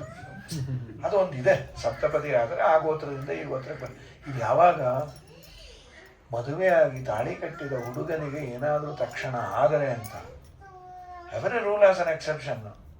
ನೀನು ಆಪದ್ಧರ್ಮವನ್ನು ಸಂಪದ್ಧರ್ಮವನ್ನು ಮಾಡ್ಕೊಂಬಿಟ್ರೆ ಅವ್ನು ತಾಳಿ ಕಟ್ಟೋದು, ಇವನು ಹೇಳ್ಕೊಂಬಂದ್ಬಿಡೋದು, ಗತಿ ಏನು? ಹಾಗೇನಾದರೂ ಆದರೆ ಕರ್ಕೊಂಬರ್ಬೋದೇ ವಿನಃ ನೀ ಯಾವುದೋ ಧರ್ಮಶಾಸ್ತ್ರದ ಒಂದೇ ಒಂದು ಮಾತನ್ನು ಇಟ್ಕೊಂಡು ಉಪಕ್ರಮ ಉಪಸಂಹಾರಾದಿಗಳನ್ನು ನೀನು ನೋಡದೆ ಹೀಗೆ ಮಾಡಿದರೆ ನಿಂದ ಅಪರಾಧಿ, ನೀನು ಅಪರಾಧಿನೇ ಅಂತ. ಅದಕ್ಕೆ ಬಾಲ್ಯಾತ್ ಲೋಭಾಚ್ಚ ಮೋಹಾಚ್ಚ ಸಂಹರ್ಷಾತ್ ಚಾಪಲೇನ ಚ ಜಹಾರ ಕನ್ಯಾಂ ಕಾಮಾತ್ ಸಹ ಕಸ್ಯಚಿತ್ ಪುರವಾಸಿನಃ. ಅದಕ್ಕೆ ಮನೆ ಬಿಟ್ಟು ಕಳಿಸಿದ್ರು. ಇದಾದ ಮೇಲೆ ಇವನು ಮಾಡಿದ ಅಪಚಾರದಿಂದ 12 ವರ್ಷ ಮಳೆ ಇಲ್ಲ, ಎಲ್ಲ ಏನು ಪಾಪ, ನೀರಿಲ್ಲ, ಶಂಕಧ್ವಾನ ಪಾಪ. ಈ ಸಮಯದಲ್ಲಿ ವಿಶ್ವಾಮಿತ್ರರು ತಪಸ್ಸಿಗೆ ಬೇರೆ ಹೋಗಿ ಕೂತಿದ್ದಾರೆ. ಅವ್ರ ಹೆಂಡತಿ ಬೀದಿ ಅಲಿತಾ ಇದ್ದಾಳೆ, ತಿನ್ನಕ್ಕೆ ಗತಿ ಇಲ್ಲ, ಬರ, ಒಂದು ಮಗು ಬೇರೆ. ಆ ಮಗುವನ್ನು ಈ ಕುತ್ತಿಗೆಗೊಂದು ಬಟ್ಟೆ ಕಟ್ಕೊಂಡು ಅದರಲ್ಲಿ ಕೂಡಿಸ್ಕೊಂಡು ಬೀದಿ ಅಲಿತಾ, ದಯಮಾಡಿ ಈ ಮಗುನ ಮಾರಿಬಿಡ್ತೇನೆ, ಏನು ದುಡ್ಡು ಬೇಡ, ಒಂದು ತುತ್ತು ಊಟಕ್ಕೆ ಹಾಕ್ರಿ, ಊಟ ಮಾಡಿ ತುಂಬ ದಿವಸ ಆಯಿತು, ಊಟ ಮಾಡಿ ಸಾಯೋಣ ಅಂತಿದ್ದೀನಿ. ಇವನು ಅವಳ ಅವಸ್ಥೆ ನೋಡಿ ಕನಿಕರ ಬಂದ್ಬಿಡ್ತು. ತಂತು ಬದ್ಧಂ ಗಲೇ ದೃಷ್ಟ ವಿಕ್ರೀಣಂತಂ ನೃಪಾತ್ಮಜ ಮಹರ್ಷಿ ಪುತ್ರಂ ಧರ್ಮಾತ್ಮ ಮೋಕ್ಷಯಾಮಾಸ ಭಾರತ. ಬೇಡ ಬಾಮ್ಮ, ಇಲ್ಲಿ ನಿನ್ನ ಮನೆಗೆ ಬಾ, ನಿನಗೆ ನಾನೇನಾದರೂ ಕೊಡ್ತೇನೆ, ಆದರೆ ಅದೇ ಇದೆ ಅಂತ ಮೆನು ಇಲ್ಲ, ನಾನು ಸಾಯ್ತಾ ಇದ್ದೇನೆ, ಏನು ಸಿಗತ್ತೋ ಅದನ್ನು ನಿನಗೆ ಕೊಡ್ತೇನೆ. ಆಯ್ತಪ್ಪ ಬರ್ತೇನೆ ಅಂತ ಎಲ್ಲ ಒಂದು ಗುಡಿಸಲಲ್ಲಿ ಇದ್ದ. ಅವಳಿಗೇನಾದರೂ ಬೇಕಲ್ಲ, ಹೀಗೆ ಹುಡುಕ್ತಾ ಇದ್ದ. ಒಂದು ಹಸು ಕಾಣಿಸ್ತು, ಕದ್ದು ಬಿಟ್ಟ. ಆ ಹಸು ಇವನ್ ಕರ್ಮಕ್ಕೆ ವಸಿಷ್ಠರದು. ಈ ಗ್ರಾಚಾರ ಕೆಟ್ಟರೆ ಒಂದಲ್ಲ ನೋಡ್ರಿ, ಗುರುಗಳ ಆಕಳು ಕದ್ದ, 2ನೇ ಪಾಪ, ಅದನ್ನು ಕೊಂದು ಅಡಿಗೆ ಬೇರೆ ಮಾಡಿಟ್ಬಿಟ್ಟ, 3ನೇ ಪಾಪ. ಆದ್ರಿಂದ ಇವನು ತ್ರಿಶಂಕು. ಹಸೆಮಣೆ ಮೇಲೆ ಕೂತ ಹೆಣ್ಣನ್ನ ಕದ್ದದ್ದು, ಗುರುಗಳ ಆಕಳನ್ನ ಕದ್ದದ್ದು, ಗೋಹತ್ಯೆಯನ್ನು ಮಾಡಿದ್ದು, 3 ಪಾಪ ಮಾಡಿದ್ದಕ್ಕೆ ಇವನಿಗೆ ತ್ರಿಶಂಕು ಅಂತ. ಈ ಗಲಕ್ಕೆ ಸಂಬಂಧಿಯಾದ ಮಗು ಇತ್ತಲ್ಲ, ಅವನ ಹೆಸರೇ ಗಾಲವ ಋಷಿಗಳು. ಗಾಲವೋ ಸೋಭವದ್ ಗಾಲವೋ ನಾಮ ಗಲಬಂಧಾನ್ ತಪಾಹ ಮಹರ್ಷಿ ಕೌಶಿಕಾಸ್ತಾತ ತೇನ ವೀರೇಣ ರಕ್ಷಿತಃ ಸತ್ಯವರತಸ್ಥ ಭಕ್ತ್ಯಾ ಚ ಕೃಪಯಾ ಚ ಪ್ರತಿಜ್ಞೆಯ ವಿಶ್ವಾಮಿತ್ರ ಕಲಂ ತದ್ ಬಭಾರ ವಿನಯೇ ಸ್ಥಿತಃ. ಸರಿ, ಅವರನ್ನು ರಕ್ಷಣೆ ಮಾಡಿದ. ಆಮೇಲೆ ವಿಶ್ವಾಮಿತ್ರರು ಬಂದು ಏನು ಆನಂದ ಪಟ್ರೋ. ನಾನು ಇಲ್ಲದೆ ಇದ್ದಾಗ ನಮ್ಮ ಹೆಂಡತಿಯನ್ನು ರಕ್ಷಣೆ ಮಾಡಿ ಇವನ ಅಪ್ಪ ಹೋದ್ಮೇಲೆ ಮತ್ತೆ ರಾಜ್ಯಕ್ಕೆ ಬಂದ. ಏನು ಬೇಕಾದ್ರೆ ಕೇಳು, ಸ್ವಾಮಿ ನಾನು ಈ ಶರೀರದಿಂದಲೇ ಸ್ವರ್ಗಕ್ಕೆ ಹೋಗ್ಬೇಕು ಅಂದ. ನಡಿ ಅಂದರು. ಮೇಲೆ ಹೋದ, ಇಂದ್ರದೇವರು ತಳ್ಳಿಟ್ಬಿಟ್ರು. ಸ್ವಾಮಿ ಪಡಿಬೋತು ನಾನು ಅಂದ. ಆಳೆ ಉಂಡ್ರ ಅಂದ್ರು. ಎಲ್ಲಿರೋದ್ರಿ? ಟೊಂಗೆ ಇಲ್ಲ ಗಿಂಗೆ ಇಲ್ಲ ಇಟ್ಕೊಂಬಣ ಅಂದ್ರೆ ಅವ್ರು ಕೇಳೋದು, ಯಾಕೋ ಇಂದ್ರ ತಳ್ತಾ ಇದೆ, ನಾ ಕಳಿಸಿರೋದು. ಸ್ವಾಮಿ ದಯಮಾಡಿ ಅವನು ಇಂದ್ರನ ಮನೆಯನ್ನು ನಾನು ಪ್ರವೇಶ ಮಾಡಿಸ್ತೀನಿ, ಈ ದೇಹವನ್ನು ಬಿಟ್ಟು ಬಾ ಅನ್ರಿ. ಯಾಕೆ ಅಂದರು, 108 ರೋಗ ಇರತ್ರಿ, ಇಲ್ಲೆಲ್ಲ ಸುಖವಾಗಿದ್ದಾರೆ, ನೀವು ಬಂದು ಅಲ್ಲಿ ಬಂದವ್ರಿಗೆಲ್ಲ ಕೆಮ್ಮು ಕಫ ಮತ್ತೊಂದು ಮಗದೊಂದು ಹಚ್ಚಿಬಿಟ್ಟು ನಾ ಸಾಯ್ತೇನೆ. ನಮ್ಮ ಸ್ವರ್ಗದಲ್ಲಿ ಯಾವ ರೋಗ ಇಲ್ಲ. ಇಲ್ಲಿ ನಿಮ್ಮಲ್ಲೇ ಹಾಸ್ಪಿಟಲ್ಗೆ ಹೋಗ್ಬೇಕಾದ್ರೆ 20 ಸಲ ಆ ಸ್ನಾನ ಈ ಸ್ನಾನ ಏನೇನೋ ಮಾಡಿಸ್ ಕಳಿಸ್ತಾರೆ. ಅದು ಏನು, ಒಬ್ಬ ಡಾಕ್ಟರ್ ಆಗಿದ್ರೆ ಅವನು ಇನ್ನೊಬ್ಬ ಡಾಕ್ಟರು ಒಳಗೆ ಬಿಡ್ತಾನೆ, ಎಲ್ಲನೂ ಎಲ್ಲಿ ಬಿಡ್ತಾರೆ? ಹಾಗೆಲ್ಲ ಬಿಡೋದಿಲ್ಲ ಅಂದ. ಸರಿ ಸ್ವಾಮಿ ಬೀಳ್ತಾ ಇದ್ದೀನಿ, ಅಲ್ಲೇ ಇರೋ ಅಂದರು. ಇವರೇ ಸಂಕಲ್ಪವನ್ನು ಮಾಡಿ ಸಾಂಕಲ್ಪಿಕ ಸ್ವರ್ಗವನ್ನ ರಚನೆ ಮಾಡಿ ಅಲ್ಲಿ ಕೂಡಿಸ್ಯಾರಂತೀವ್ ನನ್ನ ಸತ್ಯವ್ರತನ. ಅವನ ಮಗನೇ ಹರಿಶ್ಚಂದ್ರ, ಸತ್ಯವ್ರತನ ಮಗ ಸತ್ಯ ಹರಿಶ್ಚಂದ್ರ. ಅವನ ಮಗ ರೋಹಿತ, ರೋಹಿತನ ಮಗ ವೃಕ, ವೃಕನ ಮಗ ಬಾಹುಕ, ಬಾಹುಕನ ಮಗನೇ ಸಗರ. ಸಗರ ಅಂತ ಇವನಿಗೆ ಯಾಕೆ ಹೆಸರು ಬಂತು ಅಂದ್ರೆ, ಗರದಿಂದ, ಗರ ಅಂದ್ರೆ ಇದು ವಿಷ, ವಿಷದಿಂದ ಸಹಿತನಾಗಿ ಹುಟ್ಟಿದ ಕೂಸಿದು. ಏನು ವಿಚಿತ್ರ ವ್ಯಾಪಾರವೋ. ಇವರಪ್ಪ ಸಗರನ ಅಪ್ಪನಿಗೆ ರಾಜ್ಯದಕ್ಕಿನ್ನ ಬಾಹುಕನಿಗೆ ಸದಾ ಬೇಟೆ ಆಡೋ ಹುಚ್ಚು, ಮಕ್ಕಳಾಗಿರ್ಲಿಲ್ಲ. ಇವನು ಸದಾ ಅರಣ್ಯದಲ್ಲಿದ್ದವನ್ನ ನೋಡಿ ಇವನ ಬಂಧು ಬಳಗ ದಾಯಾದಿಗಳೆಲ್ಲ ಒಂದು ಮೀಟಿಂಗ್ ಮಾಡಿ ಯುನೈಟ್ ಆಗಿಬಿಟ್ರು. ಹಯ ಇನ್ನೂ ಒಂದು 3-4 ವಂಶದವರೆಲ್ಲ. ಹೇಗೋ ಅವನ ಅರಣ್ಯದಲ್ಲಿ ಸಾಯ್ತಾ ಇರ್ತಾನೆ, ನಾವೆಲ್ಲ ಹೋಗಿ ಅವನ ಇದನ್ನು ಕಿತ್ಕೊಂಡ್ಬಿಡೋಣ, ಕಬ್ಜಾ ಮಾಡೋಣ ಅಂತ ಕಿತ್ಕೊಂಡ್ಬಿಟ್ರು. ಅಷ್ಟೊತ್ತಿಗೆ ಇವನು ಬಂದ, ರಾಜ್ಯ ಹೋಗಲಿ ಬಿಡು, ನಮಗೆ ಅರಣ್ಯನೇ ಇಷ್ಟ ಅಲ್ಲ, ಹೋಗಬೇಕು. ಏನು ವಿಚಿತ್ರ ದೇವರ ವ್ಯಾಪಾರ.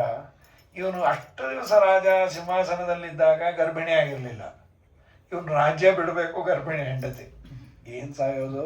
ಅವನಿಗೇನು ಬೇಸರ ಇಲ್ಲ.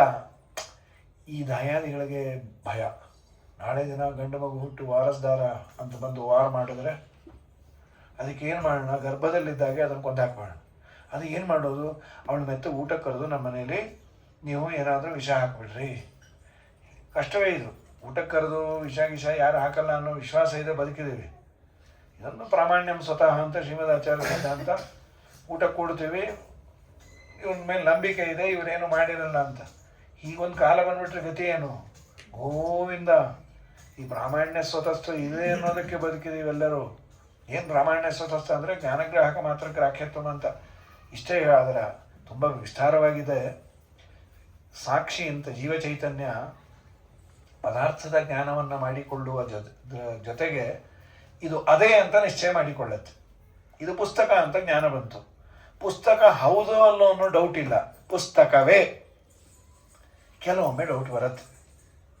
ಆ ಡೌಟು ಸಾಕ್ಷಿವರೆಗೂ ಹೋಗಿರೋದಿಲ್ಲಂತೆ, ಮತ್ತೆ ಮನಸ್ಸಿನಲ್ಲಿ ಇರುತ್ತೆ. ಯತ್ಕ್ವಚಿತ್ ವ್ಯಭಿಚಾರಿಸ್ಯ ದರ್ಶನಂ ಮಾನಸಂಹಿತತೆ ಅಂತ ತತ್ವನಿರ್ಣಯದಲ್ಲಿ ಸುಧಾದಲ್ಲಿ ತುಂಬ ಒಳ್ಳೆಯ ವಿಚಾರವನ್ನು ಮಾಡಿದ್ದಾರೆ. ಒಂದು ವೇಳೆ ಇದು ನನಗೆ ನೋಡಿದ ಕೂಡಲೇ ಡೌಟ್ ಬಂತು ಅನ್ಕೋಣ, ಪುಸ್ತಕ ಹೌದೋ ಅಲ್ಲೋ ಅಂತ. ಇದು ಪುಸ್ತಕ ನಿರ್ಧಾರ ಮಾಡುವ ಫ್ಯಾಕಲ್ಟಿ ಯಾವುದು, ಫ್ಯಾಕ್ಟರ್ ಯಾವುದು? ಸಾಮಾನ್ಯವಾಗಿ ಕೇಳ್ತೇವೆ. ಸರ್ ಪಕ್ಕದಲ್ಲೇ ಇದ್ರು ರಾಮರಾವ್ ಅಂತ, ರಾಮರಾಯರೇ ಇದು ಪುಸ್ತಕ ಹೌದೋ ಅಲ್ಲೋ? ಸರ್ ಖಂಡಿತ ಇದು ಪುಸ್ತಕನೇ. ಈ ರಾಮರಾಯರು ಯಾಕೆ ನಂಗೆ ಟೋಪಿ ಹಾಕಬಾರ್ದು ಪುಸ್ತಕ ಅಂತ? ಭೀಮರಾಯರನ್ನು ಕೇಳೋಣ. ಭೀಮರಾಯರೇ, ರಾಮರಾಯರು ನಿಜ ಹೇಳ್ತಾರೋ ಸುಳ್ಳು ಹೇಳ್ತಾರೋ? ಶ್ರೀರಾಮಚಂದ್ರ ಆದರೂ ಸುಳ್ಳು ಹೇಳ್ಬೋದು, ಈ ರಾಮರಾಯರು ಸುಳ್ಳು ಹೇಳಲ್ಲ ಅಂತ. ಹಾಗಾದ್ರೂ ಪುಸ್ತಕ ನಿರ್ಧಾರ ಆಯ್ತಾ? ಇಲ್ಲ. ಯಾಕೆಂದ್ರೆ ಈ ಭೀಮರಾಯರು ರಾಮರಾಯರು ಇಬ್ಬರೂ ಸೇರಿ ಯಾಕೆ ಸುಳ್ಳು ಹೇಳಬಾರ್ದು? ಶಾಮರಾವನ್ ಕೇಳ್ದ, ಇವರಿಬ್ಬರು ಒಂದು ಸುಳ್ಳು ಕೂಡ ಅವ್ರು ಇದುವರೆಗೂ ಸುಳ್ಳೇ ಹೇಳಿಲ್ಲ. ಈಗ ಶಾಮರಾವ್ ಮೇಲೂ ಡೌಟು, ಇನ್ಯಾವುದೋ ರಾವು. ಹೀಗೆ ಹೋಗ್ತಾ ಇದ್ರೆ ಬಗೆಹರಿಯೋದು ಹೇಗೆ? ಅನವಸ್ಥ. ಒಂದಲ್ಲ ಇನ್ನೊಬ್ರು. ಆ ಜೀವ ಚೈತನ್ಯಕ್ಕೆ ದೇವರು ಕೊಟ್ಟಿರುವಂತಹ ದೊಡ್ಡ ಯೋಗ್ಯತೆ ಏನು ಅಂದರೆ ಪ್ರಾಮಾಣ್ಯಂ ಸ್ವತಃ, ಅಪ್ರಾಮಾಣ್ಯಂ ಪರತಃ. ದುರಂತ ಇದಕ್ಕೆ ವಿರುದ್ಧವಾಗಿ ಬೌದ್ಧ ಸಿದ್ಧಾಂತ ಏನು? ಏನೇ ನೋಡಿದ್ರು ಮೊದಲು ಬರೋ ಡೌಟೇ ಅಂತೆ. ಗೋವಿಂದ ಹೀಗಿದ್ಬಿಟ್ರೆ ಈ ನಮ್ಮನೆಗಳಲ್ಲೂ ಕೆಲವು ಇರುತ್ತೆ, ಅದು ಏನು ಹೇಳಿದ್ರು ಅವ್ರು ನಂಬಲ್ಲ. ಏನು ಹೇಳಿದ್ರು ಮೊದಲು ಡೌಟ್. ಮಠಕ್ಕೆ ಹೋಗೋಣ, ಎಲೆ ಸಿಗದೆ ಇದ್ರೆ, ಆಟೋಲ್ಲಿ ಹೋಗೋಣ ಮೀಟ್ರ್ ಸರಿ ಇಲ್ಲದೆ ಇದ್ರೆ, ಬಸ್ಸಲ್ಲಿ ಹೋಗೋಣ ಸೀಟ್ ಸಿಗದೆ ಇದ್ರೆ, ಕಡೆಗೆ ಎಲ್ಲಿವರೆಗೂ ಚಾತುರ್ಮಾಸ್ಯಕ್ಕೆ ಹೋಗೋಣ ಅಂದ್ರೆ ಸ್ವಾಮಿಗಳು ಎದ್ದೊಟ್ಟೋಗಿದ್ರೆ ಅಂತ. ಹೀಗಂದ್ರೆ ಏನು ಸಾಯ್ಬೇಕು? ಹಾಗಾಗಿ ಅಪ್ರಾಮಾಣ್ಯಂ ಸ್ವತಸ್ಥ ಬಾಯಿ ಅವರು ಡೌಟೇಶ್ವರಿ ಅಂತ. ಭಾಗವತದಲ್ಲಿ ಯಮುನೆ ಏನಾಯಿತು, ಪ್ರಾಮಾಣ್ಯಂ ಸ್ವತಃ ಅಂತ ಪಾಪ ಹೋಗಿದ್ಲು, ವಿಷವನ್ನು ಹಾಕಿದ್ರು, ವಿಷದ ಸಮೇತ ಬಂದ್ಯಾಳೆ.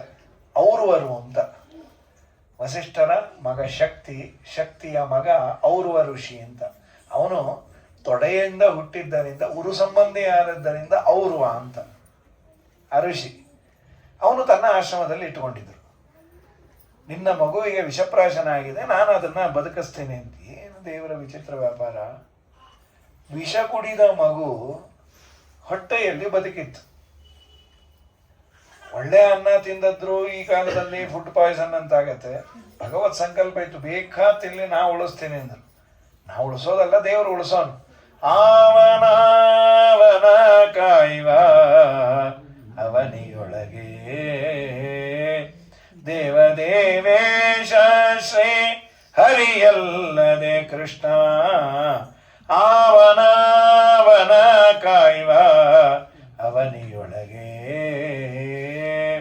ಅವನಾಧಾರ ಅಡವಿಯಲ್ಲಿರುವ ಮೃಗಗಳಿಗೆ, ಅವನಾಶ್ರಯ ಆ ಪಕ್ಷಿ ಜಾತಿಗಳಿಗೆ, ಅವ ಪೋಷಕನು ಗರ್ಭದಲ್ಲಿದ್ದ ಶಿಶುವಿಗೆ, ದೇವಗುರು ಪುರಂದರ ವಿಠಲನಲ್ಲದೆ ಪ್ರಾಣಿ ಸರಕ್ಷಿತ ರಕ್ಷತಿ ಯೋ ಹಿ ಗರ್ಭೆ ಅಹೋ ವಯಂ ಧನ್ಯತಮಾಯ ತತ್ರ ತ್ಯಕ್ತಾ ಪಿತೃಭ್ಯಾಂ ನ ವಿಚಿಂತಯಾಮಃ ಅಭಕ್ಷಮಾಣ ಅಬಲಾವೃಕಾದಿವಿ ಸರಕ್ಷಿತ ರಕ್ಷತಿ ಯೋ ಹಿ ಗರ್ಭೆ ಅಂತ ಸಪ್ತಮ ಸ್ಕಂದ ಭಾಗವತದಲ್ಲಿ ಹಿರಣ್ಯಾಕ್ಷ ಹೇಳುವ ಕಥೆಯಲ್ಲಿ ಯಮಧರ್ಮರಾಜ ಹೇಳುವ ಮಾತಿದು. ಹಾಗಾಗಿ ರಕ್ಷಣೆ ಮಾಡುವ ದೇವರಿಗೆ ಗೊತ್ತು. ಆದ ಮೇಲೆ ಆ ಮಗು ಉಳಿತು. ಉಳಿದ ಮೇಲೆ ಅವನಿಗೆ ಬೇಗ ಸಣ್ಣ ವಯಸ್ಸಿನಲ್ಲಿ ಪರಾಕ್ರಮ ಮತ್ತು ಧನುರ್ವೇದ ಅಂತ ಕರೀತಾರೆ. ಧನುರ್ವೇದವನ್ನೆಲ್ಲ ಚೆನ್ನಾಗಿ ಹೇಳಿಕೊಟ್ಟು ನಡೆದ ಮೋಸ ಎಲ್ಲ ಹೇಳಿದ್ರು. ಇವನು ಬಂದು ಯುದ್ಧ ಮಾಡಿ ಎಲ್ಲಾನು ಕೊಂದಾಕ್ಬಿಡ್ತೀನಿ ಅಂತ ಕೂತ. ಅವರೆಲ್ಲ ವಸಿಷ್ಠರ ಹತ್ರ ಬಂದರು. ಪಾರದರು, ಆಮೇಲೆ ಪಲ್ಲವರು, ಇವರೆಲ್ಲ ಶಕರು, ಯವನರು, ಕಾಂಬೋಜರು, ಇವರೆಲ್ಲ ಬಂದಾಗ ದೇವರನ್ನ ಅವ್ರವರಂದರು, ಹಳ ಹೋಲಿ ಬಿಟ್ಟು ಬಿಡೋರು. ಸ್ವಾಮಿ ಬಿಡ್ತೇನೆ, ಆದರೆ ಇವ್ರಿಗೆ ನಾನು ಹೇಳಿಬಿಡ್ತೇನೆ, ನಾಳೆಯಿಂದ ನೀವು ಯಜ್ಞ ಯಾಗ ವಷಟ್ಕಾರಾದಿಗಳಿಗೆ ಅನರ್ಹರು. ಕ್ಷತ್ರಿಯರೇ ಹೀಗಾಗಿ ಕೂತಿದ್ದು ಅಂತ. ಹೌದು, ಇವ್ರು ಮಾಡಬಾರ್ದು ಬಿಡಬಾರ್ದು ಅಂತ ಗೊತ್ತಾಗೋದು ಹೇಗೆ? ಅದಕ್ಕೆಲ್ಲರಿಗೂ ಹೇರ್ ಸ್ಟೈಲ್ ಚೇಂಜ್ ಮಾಡಿ ಕೂತಂತೆ. ಇಲ್ಲಿದೆ ಪುಣ್ಯಪಾರದ ಎಲ್ಲಕ್ಕಿನ್ನ ಹೇರ್ ಸ್ಟೈಲ್ ಏನೋ ಸಾಯಿಲಿ. ವಷಟ್ಕಾರಾದಿಗಳು ಯಜ್ಞ ಯಾಗ ಇದರಿಂದ ದೂರ ಉಳಿದ್ರವರು. ನಂತರದಲ್ಲಿ ಸಗರ ರಾಜ್ಯವನ್ನು ಪರಿಪಾಲನೆ ಮಾಡಿದ. ಸಗರನಿಗೆ ಇಬ್ಬರು ಹೆಂಡತಿಯರು, ಈಲಿನಿ ಮತ್ತು ಕೇಶಿನಿ ಅಂತ. ಆ ಈಲಿನಿ ಮತ್ತು ಕೇಶಿನಿಯಲ್ಲಿ ಷಷ್ಠಿ ಪುತ್ರ ಸಹಸ್ರಾಣಿ, ಗೃಹಾಪೇಕ ತಪಸ್ವಿನಿ, ಒಬ್ಬ ವಂಶವನ್ನು ಮುಂದುವರಿಸುವ ಒಬ್ಬ ಮಗ ಬೇಕೋ ಅಥವಾ 60,000 ಮಕ್ಕಳು ಬೇಕು ಅಂತ. ಅದರಲ್ಲೂ ಕಾಂಪಿಟೇಷನ್. ಈಲಿನಿ ಅನ್ನೋಳು ನಂಗೆ 60,000 ಬೇಕು ಅಂತ. ಕೇಶಿನಿ ಅನ್ನೋಳು ವಂಶ ಮುಂದುವರಿಸೋ ಒಬ್ಬನೇ ಮಗ ಬೇಕು ಅಂತ. ಅವಳಲ್ಲಿ ಹುಟ್ಟಿದ ಮಗನೇ ಅಸಮಂಜಸ ಅಂತ. ವಾಸ್ತವಿಕವಾಗಿ ಅಸಮಂಜಸ ಮಹಾಜ್ಞಾನಿ. ಆದರೆ ಅವನಿಗೆ ಮನೆಯಲ್ಲಿರ್ಲಿಕ್ಕೆ ಇಷ್ಟ ಇರಲಿಲ್ಲ. ಅವನೇನು ಮಾಡಿದ, ಎಲ್ಲ ಮಕ್ಕಳನ್ನು ಕುತ್ತಿಗೆ ಹಿಚಕಿ ಕೊಂದಾಕೋನು. ಇವನು ಸಾಕಾಗಿ ಹೋಯ್ತು ಇವನಿಗೆ. ನೀನು ಮನೆ ಬಿಟ್ಟು ಹೋಗು ಅಂದ. ಅವನಿಗೆ ಅದೇ ಬೇಕಾಗಿತ್ತು. ಯಾವ್ಯಾವ ಮಕ್ಕಳನ್ನು ಕೊಂದಿದ್ನೋ ಎಲ್ಲಾನು ಬದುಕಿಸ್ಕೊಟ್ಟು ಹೊಟ್ಟೋದ ಅವನು. ಅಸಮಂಜಸನ ಮಗನೇ ಅಂಶುಮಾನ್. ಆದರೆ ಈ 60,000 ಮಕ್ಕಳು, 60,000 ಮಕ್ಕಳು ಅಡಿಲಿಲ್ಲ. ಒಂದು ಕುಂಬಳಕಾಯಿ ಥರ ಒಂದು ದೊಡ್ಡ ಕಾಯಿ ಬಂತು. ಆ ಕಾಯಿಯನ್ನು ಒಡೆದಾಗ ಅದರಲ್ಲಿ ಚಿಕ್ಕ ಚಿಕ್ಕ ಚಿಕ್ಕ ಚಿಕ್ಕ ಎಳ್ಳು ಕಾಳಿನಷ್ಟು ದಪ್ಪದ 60,000 ಬೀಜ ಇತ್ತು. ಅದನ್ನೆಲ್ಲ ಅವತ್ತಿನ ಕಾಲದ ಇನ್ಕ್ಯುಬುಲೇಟರ್ ಅಂದರೆ ತುಪ್ಪ ತುಂಬಿ ತುಪ್ಪದ ತುಂಬಿದ ಗಡಿಗೆಯಲ್ಲಿ ಇಟ್ಟು ಒಂದೊಂದು ಗಡಿಗೆ ಒಬ್ಬೊಬ್ಬ ನರ್ಸು, 60,000 ನರ್ಸುಗಳು. ಇಲ್ಲಾಂದ್ರೆ ಒಬ್ಬಳೆ ತಾಯಿ 60,000 ಮಕ್ಕಳನ್ನೇನು ನೋಡ್ಕೋತಾಳೆ. ಗೋವಿಂದ. ಈಗ ಒಂದನ್ನು ಹಿಡಿಯೋ ಸಾಕಾಗತ್ತೆ, 2 ಅವಳಿ ಜವಳಿ ಆಗ್ಬಿಟ್ರಂತೂ ಗೋವಿಂದ ಗೋವಿಂದ. ಹಿರಣ್ಯಾಕ್ಷ ಹಿರಣ್ಯಕಶಿಪು ಇಬ್ಬರು ಸೇರಿ ಒಬ್ಬರೇ ಇರ್ತಾರೆ. ಈಗ ಸಾಕಾಗಿ ಹೋಗುತ್ತೆ ಅವರು ಪ್ರಾಣ ತೆಗೆಯೋದು. ಅಮ್ಮೋ ಏನು ಹೊಡೆದಾಣ ಬಡ್ದಾಡು ಸಾಯ್ತಾರೆ ಅಂದರೆ ಅಮ್ಮೋ. ಹಾಗಾಗಿ ಈಗ ತುಂಬ ಕಷ್ಟ. ಆಗೆಲ್ಲ 8 ಮಕ್ಕಳಿದ್ರು. ಅದು ಈಗ ಅವರೇ ಸಾತ್ವಿಕರಿದ್ರು ಅಥವಾ ನಮಗೆ ತಡ್ಕೊಂಡು ಯೋಗ್ಯತಾ ಇತ್ತು. ಏನೋ ಅವ್ರ ಪಾಡಿಗೆ ಅವ್ನು ಇವನು ಹೊಡಿ ಅವ್ನು ಹೊಡಿ ಏನೋ ಆಗಾಗ ಆಟ ಆಡ್ಕೊಂಬರು. ಒಂದೇ ಇರುತ್ತೆ. ಇಲ್ಲಾಂದ್ರೆ ಕೆಲವು ಮಕ್ಕಳು ಮನೆ ಬಿಟ್ಟು ಹೋಗೋದೇ ಇಲ್ಲ. ಹೆಗ್ಣ ಕೂತಾಗ ಅಲ್ಲಿಂದ ಅಲ್ಲಿ ತಿನ್ನು ಇಲ್ಲಿ ತಿನ್ನು ಇಲ್ಲ ಕೂತಿರುತ್ತೆ. ಹೋಗೋ ಹೊರಗೆ ಅಂತೇಳಿ. ಸರಿ, ನಂತರದಲ್ಲಿ ಆ 60,000 ಮಕ್ಕಳು ಷಷ್ಠಿ ಪುತ್ರ ಸಹಸ್ರಾಣಿ ತಸ್ಸೈವ ಅಭವನ್ ನೃಪ. ನಂತರದಲ್ಲಿ ಆ, ಈ 60,000 ಮಕ್ಕಳು ಇವನು ಯಜ್ಞ ಮಾಡಿದಾಗ ಕುದುರೆಯನ್ನಿಂದ್ರೆ ದೇವರು ಕದ್ಕೊಂಡು ಹೋಗಿ ಅಲ್ಲೆಲ್ಲೋ ಕಟ್ಟಿಟ್ಟಿದ್ರು ಕಪಿಲನಾಮಕ ಭಗವಂತನ ಆಶ್ರಮದಲ್ಲಿ. ಸಗರ ಮಕ್ಕಳು ಹೋಗಿ ಅವನಿಗೆ ಸಿಕ್ಕಾಪಟ್ಟೆ ಬೈದು ಬೈದದ್ದಕ್ಕೆ ಸತ್ತೋದ್ರು ಅನ್ನೋದು ಭಾಗವತ. ಕೋಪ ಗೀಪ ಏನು ಮಾಡ್ಕೊಂಡಿಲ್ಲ, ಸುಟ್ಟು ಬೂದಿ ಆದರೂ 60,000. ಮುಂದೆ ಏನು ಮಾಡೋದು ಅಂದಾಗ ಮತ್ತೆ ಪಾಪ ಅಸಮಂಜಸ ಇವನು ಅಂಶುಮಾನ್ ಹುಡುಕೊಂಡು ಹೋದ, ಆಗಲಿಲ್ಲ. ಅವನ ಮಗ ದಿಲೀಪನಿಗೆ ಖಟ್ವಾಂಗ ಅಂತಾನೆ ಹೆಸರಿದೆ. ದಿಲೀಪನ ಮಗ ಭಗೀರಥನ ಮಗ ಭಾಗೀರಥಿಯನ್ನ, ಒಟ್ಟು ಗಂಗೆಯನ್ನ ಅವ್ರ ಮೇಲೆ ಹರಿಸು ಅಂದರು. ಪ್ರಯತ್ನ ಎಲ್ಲರೂ ಮಾಡಿದ್ದಾರೆ, ರಿಸಲ್ಟ್ ಸಿಕ್ಕಿದ್ದು ಭಗೀರಥನ ಮಗ ಶ್ರುತನ ಮಗ ನಾಭಾಗನ ಮಗ ಸಿಂಧುದ್ವೀಪನ ಮಗ ಅಯುತಾಯನ ಮಗ ಋತುಪರ್ಣನ ಮಗ ಆರ್ತುಪರ್ಣಿಯ ಮಗ ಸುದಾಸನ ಮಗ ಸೌದಾಸನ ಮಗನೇ ಸರ್ವಕರ್ಮ, ಅವನ ಮಗ ಅನರಣ್ಯ, ಅವನ ಮಗ ವಿಘ್ನನ ಮಗ ಅನಮಿತ್ರ, ಮತ್ತೆ ರಘು ಅಂತ. ಸೌದಾಸನ ಮಗ ಮತ್ತೊಬ್ಬ ಇದ್ದ ಅಶ್ಮಕ ಅಂತ, ಅಶ್ಮಕನ ಮಗನೇ ಮೂಲಕನ ಮಗನೇ ಶತರಥ ಅಂತ, ಅವನ ಮಗ ಐಲಬಿಲ, ಅವನ ಮಗ ವೃದ್ಧನ ಮಗ ದಲನ ಮಗ ಶಲ ಅಂತ ಅವ್ರದೊಂದು ವಂಶವನ್ನು ಹೇಳಿ ಮುಂದೆ ಈ ದಿಲೀಪನ ಮಗ ದೀರ್ಘಬಾಹುವಿನ ಮಗನೇ ರಘುವಿನ ಮಗ ಅಜನ ಮಗ ದಶರಥನ ಮಗ ರಾಮಚಂದ್ರನ ಮಗನೇ ಕುಶನ ಮಗ ಅತಿಥಿಯ ಮಗ ನಿಷದನ ಮಗ. ಇಲ್ಲೆಲ್ಲ ಅವ್ರ ಹೆಸರು ಮಾತ್ರ ಹೇಳಿದ್ದಾರೆ, ರಾಮಾಯಣ ಏನು ಹೇಳಿಲ್ಲ. ಹಾಗಾಗಿ ನಲನ ಮಗ ನಭನ ಮಗ ಪುಂಡರೀಕನ ಮಗ ಕ್ಷೇಮಧನ್ವ, ಅವನ ಮಗ ದೇವಾನಿಕ, ಅವನ ಮಗ ಅಹಿನಗು, ಅವನ ಮಗ ಸುಧನ್ವನ ಮಗನೇ ಐಲನ ಮಗ ಉಚ್ಚನ ಮಗ ಯಜ್ಞನಾಭ, ಅವನ ಮಗ ವಸುಧಾನ, ಅವನ ಮಗ ಶಂಖನ ಮಗನ ಹೆಸರು ಹೃಷಿತಾಶ್ವ, ಅವನ ಮಗ ವಿಶ್ವಸಹನ ಮಗನೇ ಹಿರಣ್ಯನಾಭ, ಅವನ ಮಗ ಪುಷ್ಯನ ಮಗ ಧ್ರುವನ ಮಗನೇ ಸುದರ್ಶನನ ಮಗ ಅಗ್ನಿವರ್ಣ, ಆಮೇಲೆ ಶೀಘ್ರ, ಅವನ ಮಗ ಮರು, ಅವನ ಮಗ ಪ್ರಶುಶ್ರವ, ಅವನ ಮಗ ಸುಸಂಧಿಯ ಮಗನೇ ಅಮರ್ಷನ ಮಗ ವಿಶ್ರುತವಾನ್, ಅವನ ಮಗ ಬೃಹದ್ಬಲನ ಮಗ ನಲ ಅಂಥೇಳಿ ನಲವು ದ್ವಾವೇವ ವಿಖ್ಯಾತವು, ಇಬ್ಬರು ನಲರು ಇದ್ದಾರೆ. ಪುರಾಣೇ ಭರತರ್ಷಭ ವೀರಸೇನಾತ್ಮಜಶ್ಚೈವ, ವೀರಸೇನನ ಮಗ ಅವನು ನಲದಮಯಂತಿ, ಇಕ್ಷ್ವಾಕು ವಂಶದಲ್ಲಿ ಬಂದ ನಲ ಇವನು ಅಂಥೇಳಿ ನಲನವರೆಗೂ ಹೇಳಿ ಪಠನ್ ಸಮ್ಯಂ ಇಮಾಂ ಸೃಷ್ಟಿಂ ಆದಿಸ್ಯಸ್ಯ ವಿವಸ್ವತಃ. ಸೂರ್ಯದೇವನ ಈ ವಂಶದ ವಿವರಣೆಯನ್ನು ಯಾರು ಕೇಳ್ತಾರೆ ಅವರಿಗೆ ಶ್ರಾದ್ದದೇವಸ್ಯ ಪ್ರಜಾನಾಂ ಪುಷ್ಟಿದಸ್ಯ ಚ ಪ್ರಜಾವಾನೇತಿ ಸಾಲೋಕ್ಯಂ ಆದಿತ್ಯಸ್ಯ ವಿವಸ್ವತಃ. ಒಳ್ಳೆ ಸಂತತಿ ಆಗತ್ತೆ, ಮುಂದೆ ಸೂರ್ಯಲೋಕವೂ ಅವ್ರಿಗಾಗತ್ತೆ, ವಿಪಾಪ್ಮ ಎಲ್ಲ ಪಾಪಗಳು ಹೋಗುತ್ತೆ, ವಿರಜ ನಮ್ಮೆಲ್ಲ ಕೊಳಕು ಹೋಗುತ್ತೆ, ವಿರಜಾಶ್ಚೈವ ಆಯುಷ್ಮಾಂಚ ಭವತ್ಯುತ ಅಂತ ಇಲ್ಲಿ ನಿಲ್ಲಿಸೋದು. ಸೂರ್ಯವಂಶ ಮುಗಿಯಿತು. ಚಂದ್ರವಂಶವನ್ನು ಶುರು ಮಾಡಬೇಕಾದ್ರೆ ಮುಖ್ಯವಾಗಿ ಸಂತಾನ, ಆರೋಗ್ಯ, ಇವತ್ತಿನ ಬದುಕು ಎಲ್ಲ ಚೆನ್ನಾಗಿರ್ಬೇಕಾದ್ರೆ ಪಿತೃದೇವತೆಗಳ ಅನುಗ್ರಹ ಬೇಕು. ಆ ಪಿತೃದೇವತೆಗಳ ಬಗ್ಗೆ ಪ್ರಶ್ನೆ ಮಾಡ್ತಾರೆ. ಕಥಂ ಮೈ ಶ್ರಾದ್ದದೇವತ್ವಂ ಆದಿತ್ಯಸ್ಯ ವಿವಸ್ವತಃ. ಸ್ವಾಮಿ, ಯಮಧರ್ಮರಾಜನಿಗೆ ಶ್ರಾದ್ದದೇವ ಅಂತ ಹೆಸರಿದೆ, ಯಾಕೆ ಬಂತು? ಶ್ರಾದ್ದಕ್ಕೂ ಅವನಿಗೂ ಏನು ಸಂಬಂಧ? ದಯಮಾಡಿ ಹೇಳಿ ಎಂದಾಗ, ಮತ್ತೆ ಪಿತೃಗಳು ಅಂದರೆ ಯಾರು? ನಾವು ಹೀಗೆ ಕೇಳಿದ್ದೀವಿ, ಸ್ವರ್ಗಸ್ಥ ಪಿತರೋ ಅನ್ಯಸ್ವ ದೇವಾನಾಮಪಿ ದೇವತಾ. ಪಿತೃದೇವತೆಗಳು ಅಂತ ಯಾರೋ ಒಬ್ಬರು ಇದ್ದಾರಂತೆ, ಅವರು ದೇವತೆಗಳಿಗೂ ದೇವತೆಗಳಂತೆ. ಹೋದವರೇ ಪಿತೃದೇವತೆಗಳು ಅಥವಾ ಪಿತೃದೇವತೆಗಳು ಬೇರೆ ಇದ್ದಾರೋ? ದಯಮಾಡಿ ಇದರ ಬಗ್ಗೆ ಎಲ್ಲ ಹೇಳಬೇಕು ನಮಗೆ ಅಂದಾಗ, ಅವಶ್ಯ ಹೇಳ್ತೀನಿ, ಇದೇನು ಹೊಸದಲ್ಲ. ಮಾರ್ಕಾಂಡೇಯರಿಗೂ ಭೀಷ್ಮಾಚಾರ್ಯರಿಗೂ ಆದ ಸಂವಾದವನ್ನು ನಿನ್ನ ಮುಂದೆ ಹೇಳ್ತೇನೆ. ಧರ್ಮರಾಜ ಶರಶೈಯಲ್ಲಿ ಮಲಗಿದ್ದಂತಹ ಭೀಷ್ಮಾಚಾರ್ಯರನ್ನು ಕೇಳ್ತಾನೆ, ಸ್ವಾಮಿ, ಇವನು ಕೇಳಿದ್ದು ಡೈರೆಕ್ಟ್ ಶ್ರಾದ್ದದ ಬಗ್ಗೆ ಅಲ್ಲ, ಮನುಷ್ಯ ಆ ಕಾಲದಲ್ಲಿರೋ ಕಂಫರ್ಟಬಿಲಿಟೀಸ್ ಎಲ್ಲ ಇರಬೇಕು ಅಂದರೆ ಏನು ಮಾಡಬೇಕು? ಈ ಯಾವುದೋ ಇವನು 1950ನೇ ಇಸ್ವಿಯಲ್ಲಿ ತುಂಬ ಕಷ್ಟಪಟ್ಟು ಒಂದು ಸೈಕಲ್ ತೊಗೊಂಡಿದ್ದ, ಅದು ಕಳೆದೋಯ್ತು. ಅವತ್ತಿಂದ ಪುನಶ್ಚರಣೆ ಮಾಡಿ 2026ನೇ ಇಸ್ವಿ ಸೈಕಲ್ ಬಂತು ಅಂದರೆ ಏನು ದೊಡ್ಡ ಇವತ್ತು ಸೈಕಲ್ ಯಾವನು ಕೇಳ್ತಾನೆ? ಮಕ್ಕಳಿಗೆ 10 ಸೈಕಲ್ ಕೊಡಿಸ್ಬೇಕು. ಅದು ಚಿಕ್ಕವರಿದ್ದಾಗ ಒಂದು, ದೊಡ್ಡವರ ಮೇಲೆ ಒಂದು ಆಮೇಲೆ ತುಳಿಯಲ್ಲ ಅಂತ ಮೋಟಾರ್ ಸೈಕಲ್ಲು, ಹೀಗೆಲ್ಲ ಇದೆ. ಇವತ್ತಿನ ಕಾಲದಲ್ಲಿ ಬೇಕಾದ ಎಲ್ಲ ಕಂಫರ್ಟಬಿಲಿಟೀಸು ಬೇಕು ಅಂದರೆ ಏನು ಮಾಡಬೇಕು ಅಂತ ಇವನು ಪ್ರಶ್ನೆ. ಯಾವ ದೇವರ ಆರಾಧನೆ ಮಾಡಿದ್ರೆ ನಮಗೆಲ್ಲಾನು ಸಿಗತ್ತೆ. ಪುಷ್ಟಿಕಾಮೇನ ಧರ್ಮಜ್ಞ ಕಥಂ ಪುಷ್ಟಿರವಾಗ್ತತೆ. ಅದಕ್ಕೆ ಉತ್ತರ ಏನು ಅಂದರೆ, ಶ್ರಾದ್ದವನ್ನು ಚೆನ್ನಾಗಿ ಮಾಡಿದ್ರೆ ಪಿತೃದೇವತೆಗಳು ಎಲ್ಲ ಕೊಡ್ತಾರೆ. ಎಲ್ಲ ಆರೋಗ್ಯ ಕೊಡ್ತಾರೆ, ಆಯುಷ್ಯ ಕೊಡ್ತಾರೆ, ಅನ್ನ ಕೊಡ್ತಾರೆ, ಇನ್ನು ಬೇಕಾದಂತಹ ಮನೆಯೋ ಕಾರೋ ಏನೇನು ಬೇಕೋ ಎಲ್ಲ ಕೊಡ್ತಾರೆ. ವಿಶೇಷವಾಗಿ ಜ್ಯೋತಿಷ್ಕರು ಸಾಮಾನ್ಯವಾಗಿ ಕೆಲವು ಎಲ್ಲವೂ ಚೆನ್ನಾಗಿರುತ್ತೆ, ಅಲ್ಲೊಂದು ತೋರಿಸ್ತಾ ಇರುತ್ತೆ, ಬ್ಲಿಂಕ್ ಆಗ್ತಾ ಇರುತ್ತೆ. ಪಿತೃಶಾಪ, ನಿಮ್ಮ ವಂಶದಲ್ಲಿ 5 ತಲೆಯ ಒಳಗೆ, 5ರಿಂದ ಮೇಲೆ ಅಂದರೆ ಸತ್ತೇ ಹೋಗ್ತೀವಿ, ಲಾಸ್ಟ್ 5ನೇದಕ್ಕೆ, ಇದು ನಾ ಕೇಳಿರೋದು, ನನಗೂ ಗೊತ್ತಿಲ್ಲ.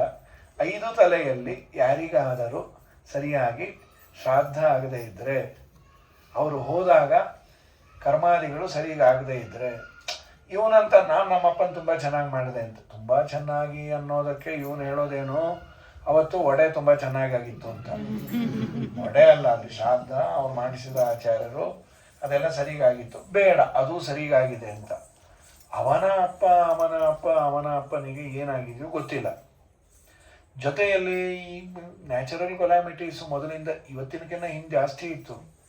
ಪ್ಲೇಗು ಅಥವಾ ಇನ್ಯಾವುದೋ ಊರು ಬಂದರೆ ಇಡೀ ಊರೂರೇ ಬಿಟ್ಟು ಹೊಟ್ಟೋಗೋರು. ಯಾರು ಉಳಿದ್ರೋ, ಯಾರು ಕೃಷ್ಣಾರ್ಪಣ ಆದರೋ, ಯಾರಿಗೆ ಸರಿಯಾಗಿ ಶ್ರಾದ್ದ ಆಯಿತು, ಇವೆಲ್ಲ ಸಮಸ್ಯೆಗಳಿರೋದು. ಅವರಿಗೇನಾದರೂ ಸರಿಯಾಗಿ ಆಗದೆ ಪ್ರೇತತ್ವ ನಿವೃತ್ತಿ ಆಗಿಲ್ಲ ಅಂತಾದರೆ ಇವನು ಕಾಡಿಸ್ ಪ್ರಾಣ ತೆಗಿತಾ ಇರುತ್ತೆ. ಎಲ್ಲ ಇರುತ್ತೆ, ಆಪರ್ಚುನಿಟಿ ಇರಲ್ಲ. ಬುದ್ಧಿವಂತಿಕೆ ಇದೆ, ಕೆಲಸ ಸಿಗಲ್ಲ.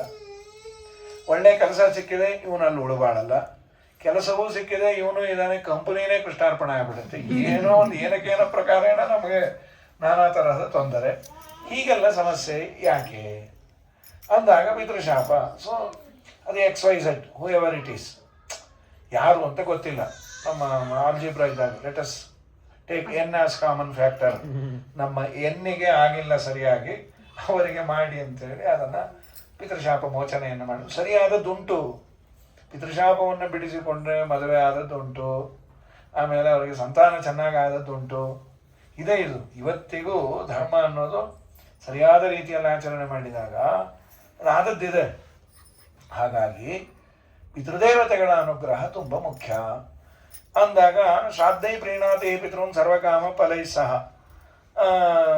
ಪಿತರೋ ಧರ್ಮಕಾಮಸ್ಯ, ಧರ್ಮ ಬೇಕು ಅಂದರೆ ಧರ್ಮಾಚರಣೆಗೆ ವ್ಯವಸ್ಥೆ ಮಾಡಿ ಕೊಡ್ತಾರೆ, ಒಳ್ಳೆ ಪುಷ್ಟಿ ಬೇಕು ಅಂದರೆ ಅದನ್ನು ಕೊಡ್ತಾರೆ ಅಂದಾಗ ಯುಧಿಷ್ಠಿರ ಅಂದ, ಇವತ್ತಿನ ಪ್ರಶ್ನೆ ಏನು ಅವತ್ತೇ ಮಾಡ್ಯಾರ ಸ್ವಾಮಿ, ಇದು ನಂಬೋದಾ? ಯಾಕಪ್ಪ ನೋಡಿ, ಸತ್ತೋರೆಲ್ಲರೂ ದೇವತೆಗಳಾಗಿರಲ್ಲ, ಎಲ್ಲರೂ ಸ್ವರ್ಗಕ್ಕೆ ಹೋಗಿರಲ್ಲ. ಕೆಲವರು ಸ್ವರ್ಗಕ್ಕೆ ಹೋಗಿರ್ತಾರೆ, ಕೆಲವರು ನರಕಕ್ಕೂ ಹೋಗಿರ್ತಾರೆ. ಮುಲಾಜಿ ಅಂತ ಹೇಳ್ತಾ ಇದ್ದೀನಿ ಅಂತ. ಇನ್ನು ಕೆಲವರು ಪ್ರಾಣಿ ಪಶು ಪಕ್ಷಿಗಳಾಗಿ ಹುಟ್ಟಿರ್ತಾರೆ, ತಾವೇ ಒದ್ದಾಡಿ ಸಾಯ್ತಾ ಇರ್ತಾರೆ. ಇನ್ನು ನಮಗೇನು ಕೊಡ್ತಾರೆ? ಅದು ಕಷ್ಟ. ತಾದುಖ್ಯಾದರೆ ಸುರರಾರ್ತಿಯ ಕಳೆದು ಮೋದಾವಿರುವುದಕ್ಕೆ ಇದು ಆಗುವುದೇ ಅಂತ ಆದರೆ ಅದರದೇ ಕೇಳೋದು. ದೇವರು ಅವನೇ ಒದ್ದಾಡ್ತಾ ಇದ್ರೆ ಮಂದಿಗೆ ಏನು ಕೊಡ್ತಾನೆ? ಅಲ್ಲಿ ಉತ್ತರ ಕನ್ನಡದ ಒಂದು ಗಾದೆ, ಹನುಮಪ್ಪ ಹಗ್ಗ ಕಡಿಲಿಕ್ಕೆ ಹತ್ತಿದ್ರೆ ಪೂಜಾರಿ ಹೋಗಿ ಶಾವಿಗೆ ಬೇಡದ ಅಂತ. 15 ದಿನ ಆಗಿದೆ ಹನುಮಪ್ಪಗೆ ನೈವೇದ್ಯ ಆಗಿ, ಅವ್ನು ಇದ್ದ ಹಗ್ಗನ ಕಡಿತಾ ಇದ್ದ, ಪೂಜಾರಿ ಹೋಗಿ ಹನುಮಪ್ಪ ಶಾವಿಗೆ ಕೊಡೋದು ನಿನ್ನ ಮಕ್ಕಕ್ಕೆ ಇಟ್ಟಾಕ ನಾನೇ ಒದ್ದಾಡ್ತಾ ಇದ್ದೀನಿ. ಇವ್ರಿಗೆ ಅದಿಲ್ಲ. ಅಂತೂ ನಮಗೆ ಏನಾದರೂ ಅವನು ಕೊಡಬೇಕಾದ್ರೆ ಅವನು ಸುಖವಾಗಿರ್ಬೇಕಲ್ಲ. ಈ ಹೋದವನೆಲ್ಲ ನರಕದಲ್ಲಿದ್ದರೆ ನಮಗೇನು ಕೊಡ್ತಾನೆ? ದಯಮಾಡಿ ಹೇಳಿ. ಶ್ರಾದ್ದ ಇನ್ನೂ ಒಂದು, ಶ್ರಾದ್ದವನ್ನು ಮಾಡೋದು ಭೂಲೋಕದಲ್ಲಿ, ಅವರೆಲ್ಲೋ ಇರ್ತಾರೆ, ಅದರಲ್ಲೂ ಕೊಡೋದು 3 ಜನಕ್ಕೆ: ಪಿತೃ ಪಿತಾಮಹ ಪ್ರಪಿತಾಮಹ, ಮಾತು ಮಾತು ಪಿತಾಮಹಿ ಮಾತು ಪ್ರಪಿತಾಮಹಿ. ಪಿತು ಪಿತಾಮಹಂ ಚೈವ ತ್ರಿಷುಪಿಂಡೇಶು ನಿತ್ಯದ ತಾನೇ ಶ್ರಾದ್ದಾನಿ ದತ್ತಾನಿ ಕಥಂ ಗಚ್ಚಂತಿ ವೈ ಪಿತೃನ್. ಅವ್ರಿಗೆ ಹೋಗಿ ಮುಟ್ಟೋದಾದರೂ ಹೇಗೆ?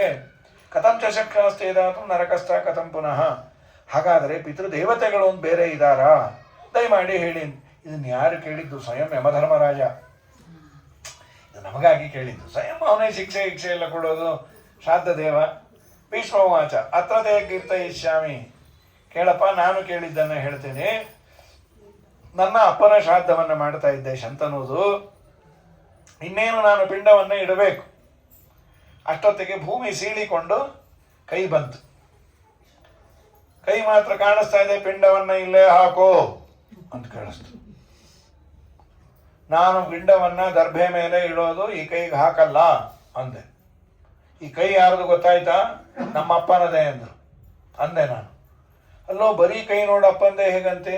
ಆ ರಾಜನ ಮುದ್ರಿಕೆಗಳು, ಆ ಅಂಗುಲಿಗಳು, ನೀನು ಹಾಕ್ಕೊಂಡಿರೋ ಉಂಗುರ, ಜೊತೆಯಲ್ಲಿ ಈ ಕೈಯಲ್ಲಿ ನಾನು ಬೆಳೆದಿದ್ದೇನೆ, ಅದನ್ನೇ ಹಸ್ತಾಭರಣ ಪೂರ್ಣೇನ ಕೇಯೂರ ಭರಣೇನ ಚ ರಕ್ತಾಂಗುಲಿ ತಲೇನಾಥ ಯಥಾದೃಷ್ಟಂ ಪುರಾಮಯ ನೈಷಕಲ್ಪೆ ವಿದದೃಷ್ಟ ಇತಿ ನಿಶ್ಚಿತ್ಯ ಚಾಪ್ಯಹಂ ಕುಶೇಶ್ವೇವ ತತ ಪಿಂಡಾನ್. ದರ್ಭೆ ಮೇಲೆ ಪಿಂಡವನ್ನು ಇಡಬೇಕು. ಅವನು ಬೇಕಾದ ಸಾಮರ್ಥ್ಯ ಶ್ರೀಮಂತಿಕೆ ಇದ್ದರು ಶಾಸ್ತ್ರ ಏನು ಹೇಳುತ್ತೋ ಅದನ್ನೇ ಮಾಡಬೇಕು. ನಾವು ದರ್ಭೆ ಮೇಲೆ ಇಡೋಲ್ಲ, ನಾವೇನು ದರ್ಭೇಶಿನ ಅಂದರೆ ದರ್ಭೆ ಮೇಲೆ ಇಡದೇ ಇದ್ರೆ ದರ್ಭೇಶಿ ಆಗ್ತೀವಿ. ನೀನು ಬಂಗಾರ ಇರ್ಬೋದು, ಶಾಸ್ತ್ರ ವಿಧಾನ ಮಾಡಿದೆ. ಏನು ದರ್ಭೆ ಅಂದ್ರೆ ಏನು ಅನ್ಕೊಂಡಿದೆ? ದೇವರ ವರಾಹ ದೇವರ ಮೈಮೇಲಿನ ಕೂದಲದು. ಅದಕ್ಕಿಂತ ಪವಿತ್ರವಾದ ಪದಾರ್ಥ ಯಾವುದು? ತಿಲ ದೇವರ ಬೆವರು, ದರ್ಭೆ ವರಾಹ ದೇವರ ಮೈಮೇಲಿನ ಕೂದಲು. ಆದ್ದರಿಂದ ಅದು ತುಂಬ ಪುಣ್ಯ ಅಂತ ಹೇಳುತ್ತೆ. ಕುಶೇಶ್ವೇವ ತದಪಿಂಡಾನ್ ತದಪಿತಾಮೇ ಸುಪ್ರೀತ. ನಮ್ಮ ಅಪ್ಪ ತುಂಬ ಸಂತೋಷಪಟ್ಟು, ಏನು ಧರ್ಮದಲ್ಲಿ ದೀಕ್ಷೆ, ಈ ಥರ ಅಪ್ಪನ ಕೈಯ ಬಂದರೆ ಶೇಕ್ ಹ್ಯಾಂಡ್ ಕೊಟ್ಬಿಟ್ಟು ಹೊಟ್ಟೋಗೋರು, congratulations you can go no, ಪಿಂಡದ ಉದ್ಯಾಪನೆ ಅಂತ. ಅಂಥದ್ದು ನೀನು ಶ್ರಾದ್ದವನ್ನು ಕಂಟಿನ್ಯೂ ಮಾಡಿದೆ, ಏನಾದರೂ ಕೇಳ್ಕೋ. ಆಗ ನಾ ಕೇಳಿದೆ, ಅಪ್ಪ ಈ ಶ್ರಾದ್ದವನ್ನು ಮಾಡಬೇಕು ಯಾಕೆ, ಮುಟ್ಟತ್ತು ಹೇಗೆ? ಇದೊಂದು ಒಳ್ಳೆ ಇದು ರೀ ಸಂವಾದ. ಯಾಕೆಂದರೆ ಶ್ರಾದ್ದ ಮಾಡಿಸಿಕೊಳ್ಳುವ ವ್ಯಕ್ತಿಯೇ ಮುಟ್ಟಿತು ಅಂತ ಅಕ್ನಾಲೇಜ್ಮೆಂಟ್ ಕೊಟ್ಟರೆ ನಿಜವಾಗ್ಲೂ ಅದಕ್ಕೆ ವ್ಯಾಲಿಡಿಟಿ. ಹೋದೋರ ಹೆಸರು ನಾವು ಇಡ್ತಿರ್ತೀವಿ, ಹೋದೋರಂತೂ ಬಂದಿರಲ್ಲ. ಬಂದ ಆಚಾರಗಳು ಊಟ ತಿಂಡಿ ಆದಮೇಲೆ ಬಹಳ ಚೆನ್ನಾಗಿ ಮಾಡಿದ್ರೆ ನಿಮ್ಮ ಪಿತೃ ದೇವತೆಗಳು ಪ್ರೀತರಾದರು ಅಂತಂತೂ ಅಂದಿರ್ತಾರೆ. ನಮಗೆ ಡೌಟ್ ಇದ್ದೇ ಇರುತ್ತೆ, ಅನ್ನಲ್ಲ ಇವ್ರು ತಿಂದು ಅವ್ರಿಗೆ ಒಳ್ಳೇದಾಯಿತು ಅಂದರೆ. ವಾಸ್ತವಿಕವಾಗಿ ಬ್ರಾಹ್ಮಣರಲ್ಲೂ ಕೂತು ತಿಂತಾರಂತೆ. ಎರಡು ರೀತಿ ಹೇಳಿದೆ. ಒಂದು ಶ್ರಾದ್ದಂ ಸಪ್ತವಿಧಂ ಸ್ಮೃತಂ ಅಂತ, 7 ಐಟಮ್ಸ್ ಸೇರಿ ಒಂದು ಶ್ರಾದ್ದ. ಅದು 7 ನಮ್ಮ ಹೋದವರು ಏನಾಗಿದ್ದಾರೆ ಅಂತ ಗೊತ್ತಿದ್ದರೆ ಶ್ರಾದ್ದ 10 ನಿಮಿಷಕ್ಕೆ ಮುಗಿಯುತ್ತೆ. ಆದರೆ ಏನಾಗಿದ್ದಾರೆ ಅಂತ ಗೊತ್ತಿಲ್ಲದೆ ಇರೋದ್ರಿಂದ 7 ಮಾಡ್ತೀವಿ, 7ರಲ್ಲಿ ಒಂದು ಹಾಗೆ ಇರುತ್ತೆ ಅಂತ. ಅವ್ರು ಎಲ್ಲೆಲ್ಲಿದ್ದಾರೆ ಏನು ಅಂತ ಗೊತ್ತಿದ್ರೆ ತುಂಬ ಸುಲಭ. ಅದಕ್ಕೆ ಶ್ರಾದ್ದದ ಬಗ್ಗೆ ಹೇಳ್ತಾ ಮೊದಲು ಅದು ಶ್ಲೋಕ ನೆನಪಾಗ್ತಾ ಇಲ್ಲ. ಯಮಸ್ತ ಪಿಂಡದಾನೇನ ಅವರು ಒಂದು ವೇಳೆ ಇದರಲ್ಲಿದ್ದರೆ ಅಗ್ನೌಕರಣೇನ ದೇವಸ್ಥಾಹ. ಅಗ್ನೌಕರಣ ಅನ್ನುವ ಪ್ರೋಸೆಸ್ ಏನಿದೆ, ಅಗ್ನೌಕರಣವನ್ನು ಮಾಡುವುದರಿಂದ ನಮ್ಮ ಹಿರಿಯರು ಏನಾದರೂ ದೇವತಾ ಕ್ಯಾಡರರಾಗಿದ್ದರೆ ಅಗ್ನೌಕರಣ ಮಾಡಿದ್ರೆ ಸಾಕು, ಮುಗೀತು. ಅಗ್ನೌಕರಣೇನ ದೇವಸ್ಥಾಹ. ಆಮೇಲೆ ಸ್ವರ್ಗಸ್ಥ ವಿಪ್ರಭೋಜನಾತೆ ಯಮಸ್ಥ ಪಿಂಡದಾನೇನ ನರಕೆ ವಿಕಿರೇಣತು. ಇದು ಒಂದೊಂದರಿಂದ ಒಂದೊಂದು. ನರಕದಲ್ಲಿದ್ದರೆ ಯಮಧರ್ಮರಾಜನ ಮನೆಯಲ್ಲಿ ನರಕ ಒಂದು ಡಿಪಾರ್ಟ್ಮೆಂಟು, ಇಡೀ ಯಮಧರ್ಮರಾಜನ ಮನೆಯೇ ನರಕ ಅಲ್ಲ. ಯಮನ ಮನೆಯಲ್ಲಿದ್ದರೆ ಪಿಂಡ ಪ್ರದಾನದಿಂದ, ಅವರೇನಾದರೂ ನರಕದಲ್ಲಿ ಕೊಳಿತಾ ಇದ್ರೆ ವಿಕಿರದಿಂದ. ಆಮೇಲೆ ತಿಲೋದಕೇನ ತಿರ್ಯಕ್ಷ, ಪ್ರಾಣಿಗಳಾಗಿದ್ದರೆ ತಿಲೋದಕವನ್ನು ಕೊಟ್ಟರೆ ತೃಪ್ತರಾಗ್ತಾರಂತೆ. ಆಮೇಲೆ ತಿಲೋದಕೇನ ತಿರ್ಯಕ್ಷ ಇನ್ನೊಂದು ಹೇಳ್ತಾರೆ, ಇನ್ನೊಂದು ಏನು ಅಂತ, ತಿಲೋದಕೇನ ತಿರ್ಯಕ್ಷ ಮನುಷ್ಯರೇನಾಗಿದ್ದರೆ ದಕ್ಷಿಣೆಯನ್ನು ಕೊಡೋದ್ರಿಂದ. ಅಂತೂ ಈ ದಕ್ಷಿಣೆಗೂ ಮನುಷ್ಯರಿಗೆ ಗಂಟು ಹಾಕಿದ್ರು. ಅವರೇನಾದರೂ ಪಿಶಾಚರು ರಾಕ್ಷಸರು ಆಗಿದ್ದರೆ ಭೂರಿ ಭೋಜನದಿಂದ. ಒಟ್ಟು 7 ಮಾಡಿಸಬೇಕು. ಅಲ್ರಿ ಇದು ಮಾಡೋದ್ರಿಂದ ಹೇಗೆ ಅಂದರೆ ಕನ್ವರ್ಟ್ ಮಾಡಿ ಕೊಡ್ತಾರಂತೆ. ವಾಸ್ತವಿಕವಾಗಿ ಪಿಂಡ ಇದೆಯಲ್ಲ, ಈ ಪಿಂಡ ಅನ್ನೋದು ಪಿತೃದೇವತೆಗಳು ತಿನ್ನುವ ಆಹಾರ ಅಲ್ಲ. ಮತ್ತು ಪಿಂಡ ಏನು, ಪಿತೃದೇವತೆಗಳು ಬಂದು ಕೂಡುವಂತಹ ಒಂದು ಅಧಿಷ್ಠಾನ. ಅವರಿಗೆ ಮಣೆ ಅಂತ ಕರಿಬಹುದು, ಅಥವಾ ಅವ್ರಿಗೊಂದು ಡಯಾಸ್, ಪಿತೃದೇವತೆಗಳು ಬಂದು ಅಲ್ಲಿ ಕೂಡೋದು. ಹಾಗಾದರೆ ಪಿತೃದೇವತೆಗಳು ತಿನ್ನೋದೆಲ್ಲಿ, ಏನಂತ ತಿಂತಾರೆ ಅನ್ನೋ ಡೌಟ್ ಇದೆಯಲ್ಲ. ಅದಕ್ಕೆ ಅಗ್ನಿಪುರಾಣದ ಒಂದು ಮಾತಿದೆ. ಅಗ್ನಿಪುರಾಣದ್ದು ಆ ಶ್ರಾದ್ದಕರ್ಮ ಅಂತ ಒಂದು ಪುಸ್ತಕ ಇದೆ, ಇದರಿಂದ ಪ್ರಿಂಟ್ ಆಗಿದೆ, ಕೆಂಗೇರಿಯಿಂದ ಪ್ರಿಂಟ್ ಆಗಿತ್ತು. 10-12 ವರ್ಷ ಆಗಿದೆ. ಚೆನ್ನಾಗಿದೆ ಅದು, ಕೈಪಿಡಿ. ರಾಮ ವಿಠಲಾಚಾರ್ಯರು, ಬದ್ರಿ ಆಚಾರ್ಯ, ಎನ್ ವೆಂಕಟೇಶಾಚಾರ್ಯ ಎಲ್ಲರೂ ಸೇರಿ ಅದು ಕಲೆಕ್ಟಿವ್ ಆದ ಬುಕ್. ವಿಶೇಷವಾಗಿ ಮುಖ್ಯ ಅವರು ಬಿಜಾಪುರದ ಒಬ್ಬರು ಆಚಾರ್ಯ ಇದ್ದರು, ಹೆಸರು ಶ್ರೀನಿವಾಸ ಸು ಮಠದ ಅಂತ, ಒಳ್ಳೆ ಲೇಖಕರು. ತುಂಬ ಏನೇನು ಮಹತ್ವದ್ದು ಅದನ್ನು ಬರೆಯೋರು. ಅಲ್ಲೊಂದು ಅಂಶವನ್ನೇ ಹೇಳ್ತಾರೆ, ಹೋದವರು ಅಲ್ಲಿದ್ದರೆ ಇದನ್ನು ಮುಟ್ಟಿಸ್ತಾರೆ ಅಂತ. ಹೋದವರು ಬ್ರಾಹ್ಮಣರಲ್ಲೂ ಬಂದು ಊಟ ಮಾಡುವ ಸಾಧ್ಯತೆ ಇದೆ ಅನ್ನೋದಕ್ಕೆ ಒಂದು ಅಗ್ನಿಪುರಾಣದ ಒಂದು ಪುಟ್ಟ ಇನ್ಸಿಡೆಂಟ್. ದಶರಥ ಸತ್ತ ಮೇಲೆ ಭರತ ಬಂದು ಹೇಳ್ತಾನೆ, ದಶರಥನ ಶ್ರಾದ್ದವನ್ನು ಮಾಡಿದ ಶ್ರೀರಾಮಚಂದ್ರ. ಸಾಮಾನ್ಯವಾಗಿ ಶ್ರಾದ್ದದ ದಿವಸ ಸೊಸೆಯರು ಅಡುಗೆ ಮಾಡಿದ್ರೆ ಹೋದವ್ರಿಗೆ ತುಂಬ ಪ್ರೀತಿ ಅಂತ. ಇದು ಹೇಳಿದ್ದಕ್ಕೆ ಯಾರೋ ಬೈದರು, ಹೋದ ಮೇಲೂ ಬಿಡಲ್ಲಲ್ರಿ ನಮ್ಮ ಅತ್ತೆ ಮಾವ ಮಾಡ್ದಂಗೆ 2 ಸಲ ಮಾಡಿದ್ದೀನಿ, ನಾವು ಮಾಡಕ್ಕೆ ಹೋಗೇ ಇಲ್ಲ ಬಿಡಿ, ಆಮೇಲೆ ಅದು ರುಚಿ ಇದೆ ಅಂತ ಹೇಳಿ ಪ್ರತಿ ಸಲ ಮಾಡಿಸಿದ್ರೆ. ಇವರು ಮಾಡಬೇಕಾದದ್ದು ಶ್ರಾದ್ದದ ಅಡಿಗೆ, ಮಹಾಜನದ್ದೇನಲ್ಲ. ಶ್ರಾದ್ದಕ್ಕೇನು ಪಿಂಡ ಪ್ರಧಾನಾದಿಗಳಿಗೆ ಒಂದಿಷ್ಟು ಬಡಿಸೋದು. ಈಗ ನಾವು ಅನ್ನ ಪಾಯಸ ಮಾಡೋದು ಅಷ್ಟೇ.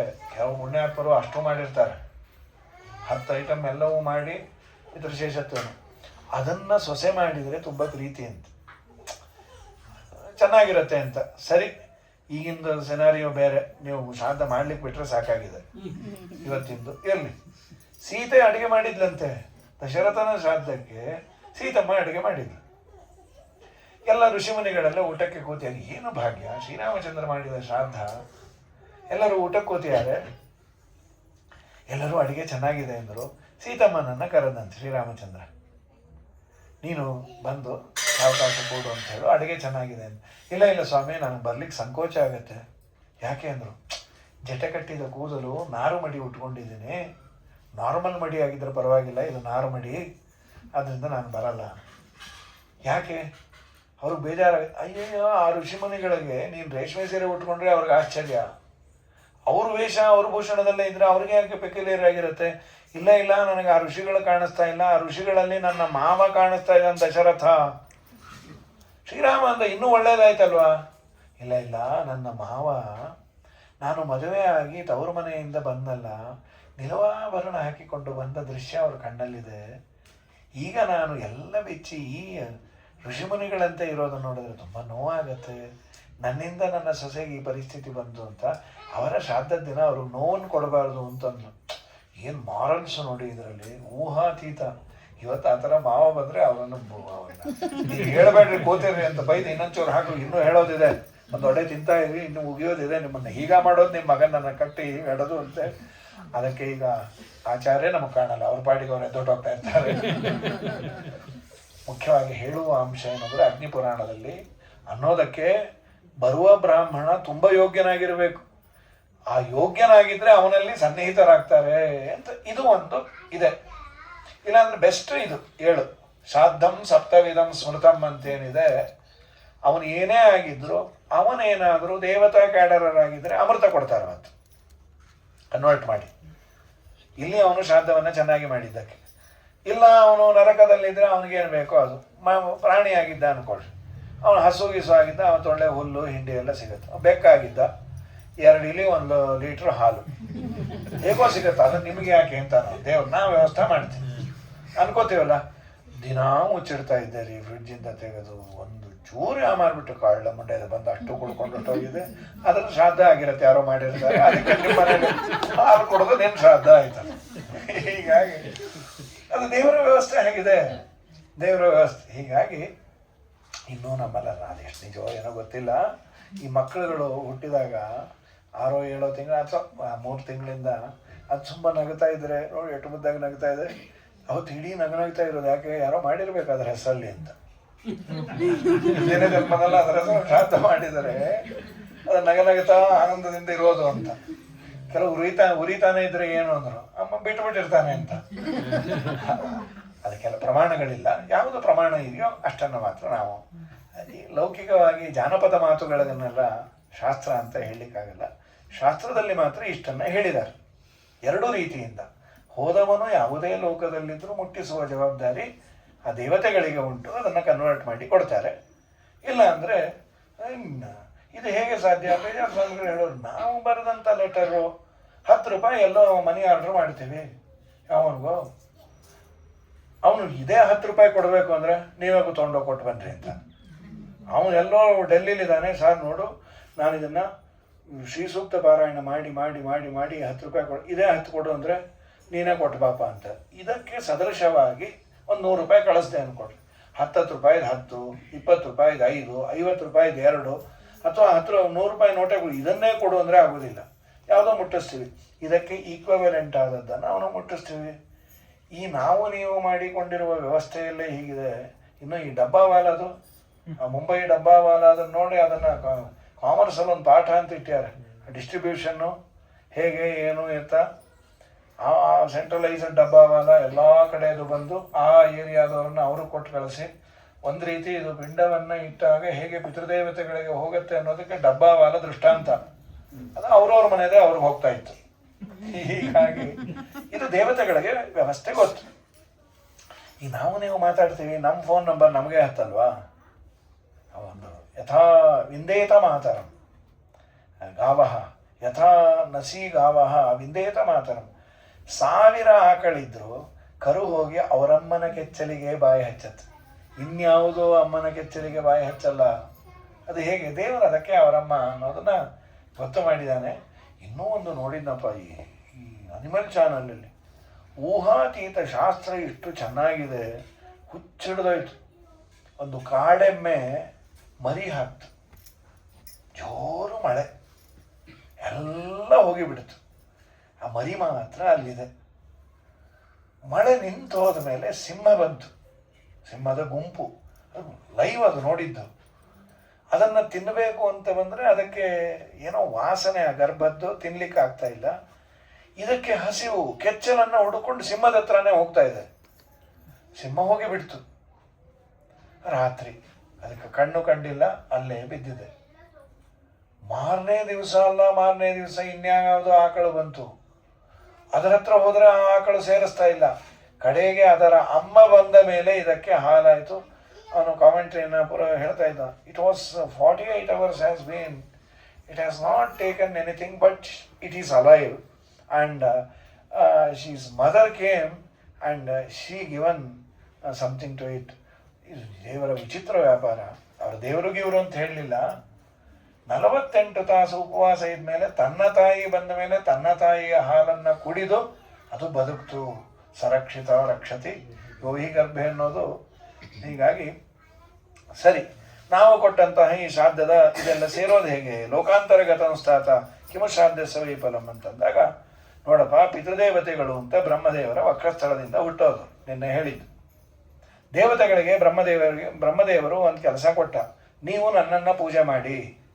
ಪಿತೃದೇವತೆಗಳಿಗೆ ಒಂದೇನೋ ಕೆಲಸ ಕೊಟ್ಟಿದ್ದ. ಪಿತೃದೇವತೆಗಳು ಅವ್ರ ಕೆಲಸ ಅವ್ರು ಮಾಡ್ಕೊಳ್ತಾ ಇದ್ರು. ಈ ದೇವತೆಗಳು ಪೂಜೆ ಬಿಟ್ಬಿಟ್ರು, ಹರಟೆ ಹೊಡ್ಕೊಂಡು ಸುಖವಾಗಿದ್ಬಿಟ್ರು.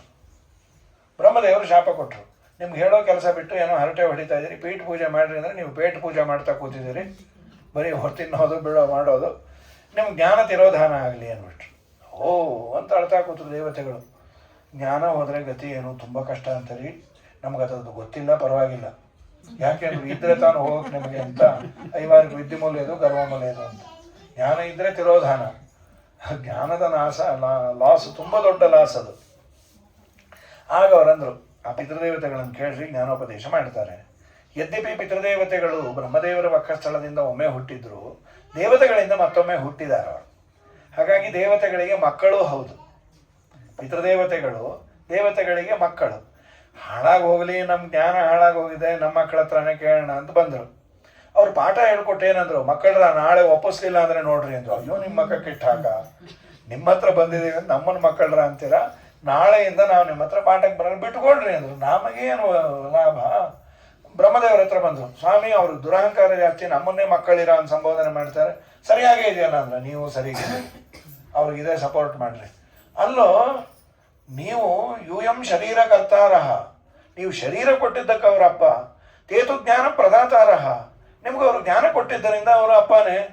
ಓ, ನಾವು ಬೆಪ್ಪ ಆಗಿದ್ವಿ, ಈಗ ನಮ್ಗೆ ಅರ್ಥ ಆಯಿತು, ಒಪ್ಪಿಕೊಂಡ್ರು ಅನ್ನೋದಕ್ಕೆ ಪಿತೃದೇವತೆಗಳ ಪೂಜೆಯನ್ನು ದೇವತೆಗಳು ಮಾಡೋದಂತೆ. ಯಾಕೆಂದರೆ ನಮಗೆ ಜ್ಞಾನೋಪದೇಶ ಮಾಡಿದರು ಅಂತ. ಈ ಪಿತೃದೇವತೆಗಳಲ್ಲಿ ಒಟ್ಟು 7 ಜನ ಇದ್ದಾರೆ. ಆ 7 ಜನರಲ್ಲಿ 3+4 2 ಗುಂಪು ಮಾಡಿದ್ದಾರೆ. ಆ 3 ಜನ ದೇವತೆಗಳಿಂದಲೂ ಪೂಜ್ಯರು. ಅದಾದ ಮೇಲೆ ಈ 4 ಜನ ಏನಿದ್ದಾರೆ, ಆ 4 ಜನ ಮಾತ್ರ ನಮಗೆ, ಒಂದು ಬ್ರಾಹ್ಮಣರಿಗೆ ಸುಕಾಲರು ಅಂತ, ಆಮೇಲೆ ಕ್ಷತ್ರಿಯರು, ವೈಶ್ಯರು, ಶೂದ್ರರಿಗೆ ಇನ್ನು 3 ಜನ ಪಿತೃಗಳು ಬರ್ತಾರಂತೆ. ಆಮೇಲೆ ಇದು ಅಗ್ನೌಕರಣೇನ ದೇವಸ್ಥಾಹ ಸ್ವರ್ಗಸ್ಥಾಹ ವಿಪ್ರಭೋಜನ ಯಮಸ್ಥಾ ಪಿಂಡದಾನೇನ ನರಕೆ ವಿಕಿರಣೆತು ಉಚ್ಚಿಷ್ಟೇನ ಚ ಪೈಶಾಚಾಹ ಅಸುರ ಭೂರಿಭೋಜನ ದಕ್ಷಿಣೇನ ಮನುಷ್ಯಾದ್ಯಾಹ ಶ್ರಾದ್ದಂ ಸಪ್ತವಿಧಂ ಸ್ಮೃತಂ ಅಂತ ಇದು ಒಂದು. ಇನ್ನೊಂದೇನೋ ಸೇರಿಸಿ ರಾಷ್ಟ್ರ ಅಂತ ಒಟ್ಟಿರೋದು ಈ ರೀತಿ. ಚತ್ವಾರೋ ಮೂರ್ತಿಮಾನ್ ಸ್ತತ್ರ. ಈ 3 ಜನ ಅಮೂರ್ತರು, ಎಲ್ಲ ಕಡೆ ಇರೋರು. ಅವ್ರು ಯಾರು ಅಂದರೆ ವೈರಾಜರು, ಅಗ್ನಿಶ್ವಾತರು ಮತ್ತು ಬರೀಷರು. ಪ್ರಾಯ ನಾವು ಯಜುರ್ವೇದಿಗಳು ಕೊಡ್ತಾರೆ, ಋಗ್ವೇದಿಗಳು ಕೊಡ್ಬೋದು. ಅಗ್ನಿಶ್ವಾತ್ತಾದಯೋ ಅಗ್ನಿಕವ್ಯವಾಹನಾದಯ ಯೇ ಪಿತರಃ ತಾನ್ ಪಿತೃನ್ ಸ್ತರ್ಪಯಾಮಿ ಸ್ತರ್ಪಯಾಮಿ ಸ್ತರ್ಪಯಾಮಿ ಅಂಥೇಳಿ ಇವರಿಗೆ ತರ್ಪಣವನ್ನು ತಂದೆ ಇದ್ದವರು ಕೊಡ್ತೇವೆ. ಇನ್ನು 4 ಜನ ಇದ್ದಾರಲ್ಲ, ಅವರು ಯಜ್ಞವನ್ನು ಮಾಡಿದಾಗ ಬರ್ತಾರೆ. ಇಲ್ಲೊಂಚೂರು ಅವರ ಕಥೆಯನ್ನು ಹೇಳ್ತಾರೆ. ಈ 3 ಜನ ಪಿತೃಗಳಲ್ಲಿ ಒಬ್ಬಳಿಗೆ ಮೇನಾದೇವಿ ಅಂತ ಮಗಳು, ವೈರಾಜರು ಅನ್ನೋ ಪಿತೃಗಳು ಮೇನಾದೇವಿ ಅಂತ. ಮೇನಾದೇವಿ 3 ಜನ ಹೆಣ್ಣು ಮಕ್ಕಳು. ಆ 3 ಜನ ಹೆಣ್ಣು ಮಕ್ಕಳ ಹೆಸರು ಅಪರ್ಣ, ಏಕಪರ್ಣ, ಏಕಪಾಟಲ ಅಂತ. ಹೆಸರಿಗೆ ತಕ್ಕಾಗಿದ್ರು. ಏಕಪಾಟಲ ಅಂದರೆ ಒಂದೇ ಒಂದು ಹೂವಿನ ಎಸಳನ್ನು ತಿಂದು ಬದುಕ್ತಾ ಇದ್ಲು, ಅಷ್ಟೇ ಆಹಾರ ಅವಳದು. ಏಕಪರ್ಣ ಒಂದು ಎಲೆ ಮಾತ್ರ ತಿನ್ನೋಳು. ಅಪರ್ಣ ಅಂದರೆ ಎಲೆನೂ ಇಲ್ಲ, ಎಸಳೂ ಇಲ್ಲ. ಇವ್ರ ಅಮ್ಮಂಗೆ ಹೊಟ್ಟೆ ಹೊರದೋಯ್ತು. ಊಮಾ ಊಮಾ ಇತಿ ನಿಷೇಧಂತಿ. ಏನು ಇಷ್ಟು ಘೋರ. ಅಂದರೆ ಎಲೈ ಅಂತ. ಎಲೈ ಮಗಳೇ, ಇಂಥ ಘೋರವಾದ ತಪಸ್ಸು ಮಾಡಬೇಡ. ಏನೇ ಅಂದರು ತಂದೆ ತಾಯಿ ಮಕ್ಕಳು ತಿನ್ಕೊಂಡಿರ್ಬೇಕ್ರಿ, ಹೊಟ್ಟೆ ಹೊರದೋಗುತ್ತೆ. ಅವ್ರು ತಿನ್ನಲಿಲ್ಲ ಅಂದರೆ ಮೈ ಹೊರದೋಗುತ್ತೆ. ಏನು ಮಾಡಿದ್ರು ತಿನ್ನಲ್ಲ ಅಂತ. ಅವರು ತಿನ್ನಲ್ಲ ಅಂತ ಇವ್ರು ಅನ್ಕೊಂಡು ಹೊರಗೆ ತಿನ್ಕೊಂಡ್ಬಂದ್ಬಿಟ್ಟಿರ್ತೀವಿ. ಅದು ಸಮಸ್ಯೆ. ಈ ಪಾಪ ನಮ್ಮ ಸ್ವಾಮಿಗಳ ಆಶ್ರಮ ತೊಗೊಂಡಾಗ ನಮ್ಮ ಮಾಮಿಗೆ ಆಗೇ ಇತ್ತು. ಈಗೂ ಬೇಜಾರು ಪಾಪ. ಯಾವಾಗಾದರೂ ಅಂತಿರ್ತಾರೆ, ದಿನ 3-4 ಆಗತ್ತಪ್ಪ ನಮ್ಮ ಕೂಸಿಗೆ, ಬೇಜಾರಾಗತ್ತೆ ಅಂತ. ನಾವೆಲ್ಲ ಸ್ವಲ್ಪ ದೂರದವರು. ಅವರು ಮೃಷ್ಟಾನ್ನವನ್ನು ತಿಂದು, ಆ ಮಗು ಏನು ತಿನ್ನಲ್ಲ, 1000 ಜನಕ್ಕೆ ಮುದ್ರೆ ಮಂತ್ರಾಕ್ಷತೆ ಇಷ್ಟು ತಿನ್ನೋದು ಅಂದರೆ ಏನಾದರೂ ಬೇಸರ ಅಲ್ಲ. ಇವಳು ಉಮಾ ಇತಿ ನಿಷೇಧಂತಿ. ಹೀಗೆ ಅಂದದ್ದರಿಂದ ಅವಳ ಹೆಸರು ಉಮಾ ಅಂತಾನೆ ಹೆಸರಾಗೋಯ್ತು. ರುದ್ರದೇವರ ಪತ್ನಿ ಅವಳು ಉಪವಾಸ ಮಾಡಿದ್ದಕ್ಕೆ ಉಮಾ ಇತಿ ನಿಷೇಧಂತಿ. ಆಮೇಲೆ ಅವಳನ್ನು ರುದ್ರದೇವರು ಮದುವೆ ಆದರು ಅಂತ ಅವಳದು. ಅದಾದ ಮೇಲೆ ಇನ್ನೊಬ್ಬಳಲ್ಲಿ ಅಗ್ನಿಶ್ವಾತರಲ್ಲಿ ಅಚ್ಚೋದೆ ಅಂತ. ಆ ಅಚ್ಚೋದೆ ಯಾರು ಅಂದರೆ ವೇದವ್ಯಾಸ ದೇವರ ತಾಯಿ ಸತ್ಯವತಿ ಅವಳು. ಈ ಅಚ್ಚೋದೆ ನಡೆದು ಬರ್ತಾ ಇದ್ಲು, ಪಿತೃದೇವತೆಗಳು ಬರ್ತಾ ಇದ್ರು. ಆ ಪಿತೃದೇವತೆಗಳ ಬ್ರೈಟ್ನೆಸ್ ಇಂದ ಅವಳು ಕಣ್ಣು ಕುಕ್ಕೋಗಿ ಯಾರೇನು ಕಾಣಲಿಲ್ಲ. ಇನ್ನೊಬ್ಬ ಬರ್ತಾ ಇದ್ದ, ಅವನ್ನೇ ಅಪ್ಪ ಅಂತ ಆಲಿಂಗನ ಮಾಡಿಕೊಂಡ್ಳು. ಇವ್ರಿಗೆ ಹೊಟ್ಟೆ ಹೊರದೋಯ್ತು. ನಾವು ನಿಮ್ಮಪ್ಪ ಇಲ್ಲಿದ್ದಾಗ ನೀ ಇನ್ನೊಬ್ಬನ ಆಲಿಂಗನ ಮಾಡ್ಕೊಂಡು, ಅವನು ಅಮಾವಾಸ್ಯು ಅನ್ನೋ ಗಂಧರ್ವ, ಉಪರಿಚರ ಅಂತ ಅವನು ಕರೆಯೋರು. ನೀನು ಅವನನ್ನು ಆಲಿಂಗನ ಮಾಡಿಕೊಂಡದ್ದಕ್ಕೆ ಭೂಲೋಕದಲ್ಲಿ ಹುಟ್ಟು ಅಂದರು. ಏನು ಇಷ್ಟು ಸಣ್ಣ ಅಪರಾಧಕ್ಕೆ ಭೂಲೋಕದಲ್ಲಿ ಹುಟ್ಟಿಸ್ತಾ ಇದ್ದೀರಿ? ಇಲ್ಲ, ದೇವರ ಸಂಕಲ್ಪ. ಮುಂದೆ ನಿನ್ನಲ್ಲಿ ದೇವರ ಅವತಾರ ಆಗತ್ತೆ, ವೇದವ್ಯಾಸ ದೇವರ ಅವತಾರ. ಆ ಅಮಾವಾಸ್ಯು ಅನ್ನೋನು ಎಲ್ಲೋ ದೂರದಲ್ಲಿದ್ದಾಗ ಅವನ ಹೆಂಡತಿ ನೆನಪಾಗಿ ಋತುಕಾಲ ಅಂಥೇಳಿ ವೀರ್ಯವನ್ನು ಹಿಡಿದು ಒಂದು ದೊನ್ನೆಯಲ್ಲಿ ಹಾಕಿ ಒಂದು ಹದ್ದಿನ ಕೈಯಲ್ಲಿ ಕಳಿಸಿದ್ರೆ, ಆ ಇನ್ನೊಂದು ಯಾವುದೋ ಹದ್ದು ಬಂದು ಹೊಡೆದಾಡಿ ಅದು ನೀರಲ್ಲಿ ಬಿದ್ದು ಹೋಗಿ ಅದನ್ನೊಂದು ಮೀನು ನುಂಗಿ, ಆ ಮೀನು ಹಿಡಿಯೋನಿಗೆ ಸಿಕ್ಕು. ಅವನ ಮನೆಗೆ ಬಂದರೆ ಹೆಚ್ಚು ನೋಡದೆ 2 ಮುದ್ಗಾರ ಕೂಸು, ಒಂದು ಗಂಡು ಒಂದು ಹೆಣ್ಣು. ರಾಜನಿಗೆ ತಂದು ಕೊಟ್ಟ. ರಾಜ 50-50 ಅಂತ, ಗಂಡು ನಂಗಿರಲಿ ಹೆಣ್ಣೆ ಇಟ್ಕೊ ಅಂತ. ಅವಳೇ ಮತ್ಸ್ಯಗಂಧಿ ಅಂತ ಅವಳ ಹೆಸರು. ಸತ್ಯವತಿ ಅಂತ ಆಮೇಲೆ ಆಗಿದ್ದು. ಮೀನು ವಾಸನೆ. ವೇದವ್ಯಾಸ ದೇವರ ಅವತಾರ ಮಾಡಿದ್ಮೇಲೆ ಯೋಜನಗಂಧಿ ಅಂತ 9 ಮೈಲು ಅಗರಬತ್ತಿನೇ ಬೇಕಾಗಿಲ್ಲಂತ, ಅಂಥ ಸುವಾಸನೆ ಅವಳು. ಸತ್ಯವತಿ ಅಂತ ಅವಳು ಅಚ್ಚೋದೆಯ ಕಥೆಯನ್ನು ಹೇಳಿ, ಇದಾದ ಮೇಲೆ ಮುಂದೆ ತುಂಬ ವಿಸ್ತಾರವಾದ ಒಂದು ಕಥೆಯನ್ನು ಇಲ್ಲಿ ಹೇಳ್ತಾರೆ.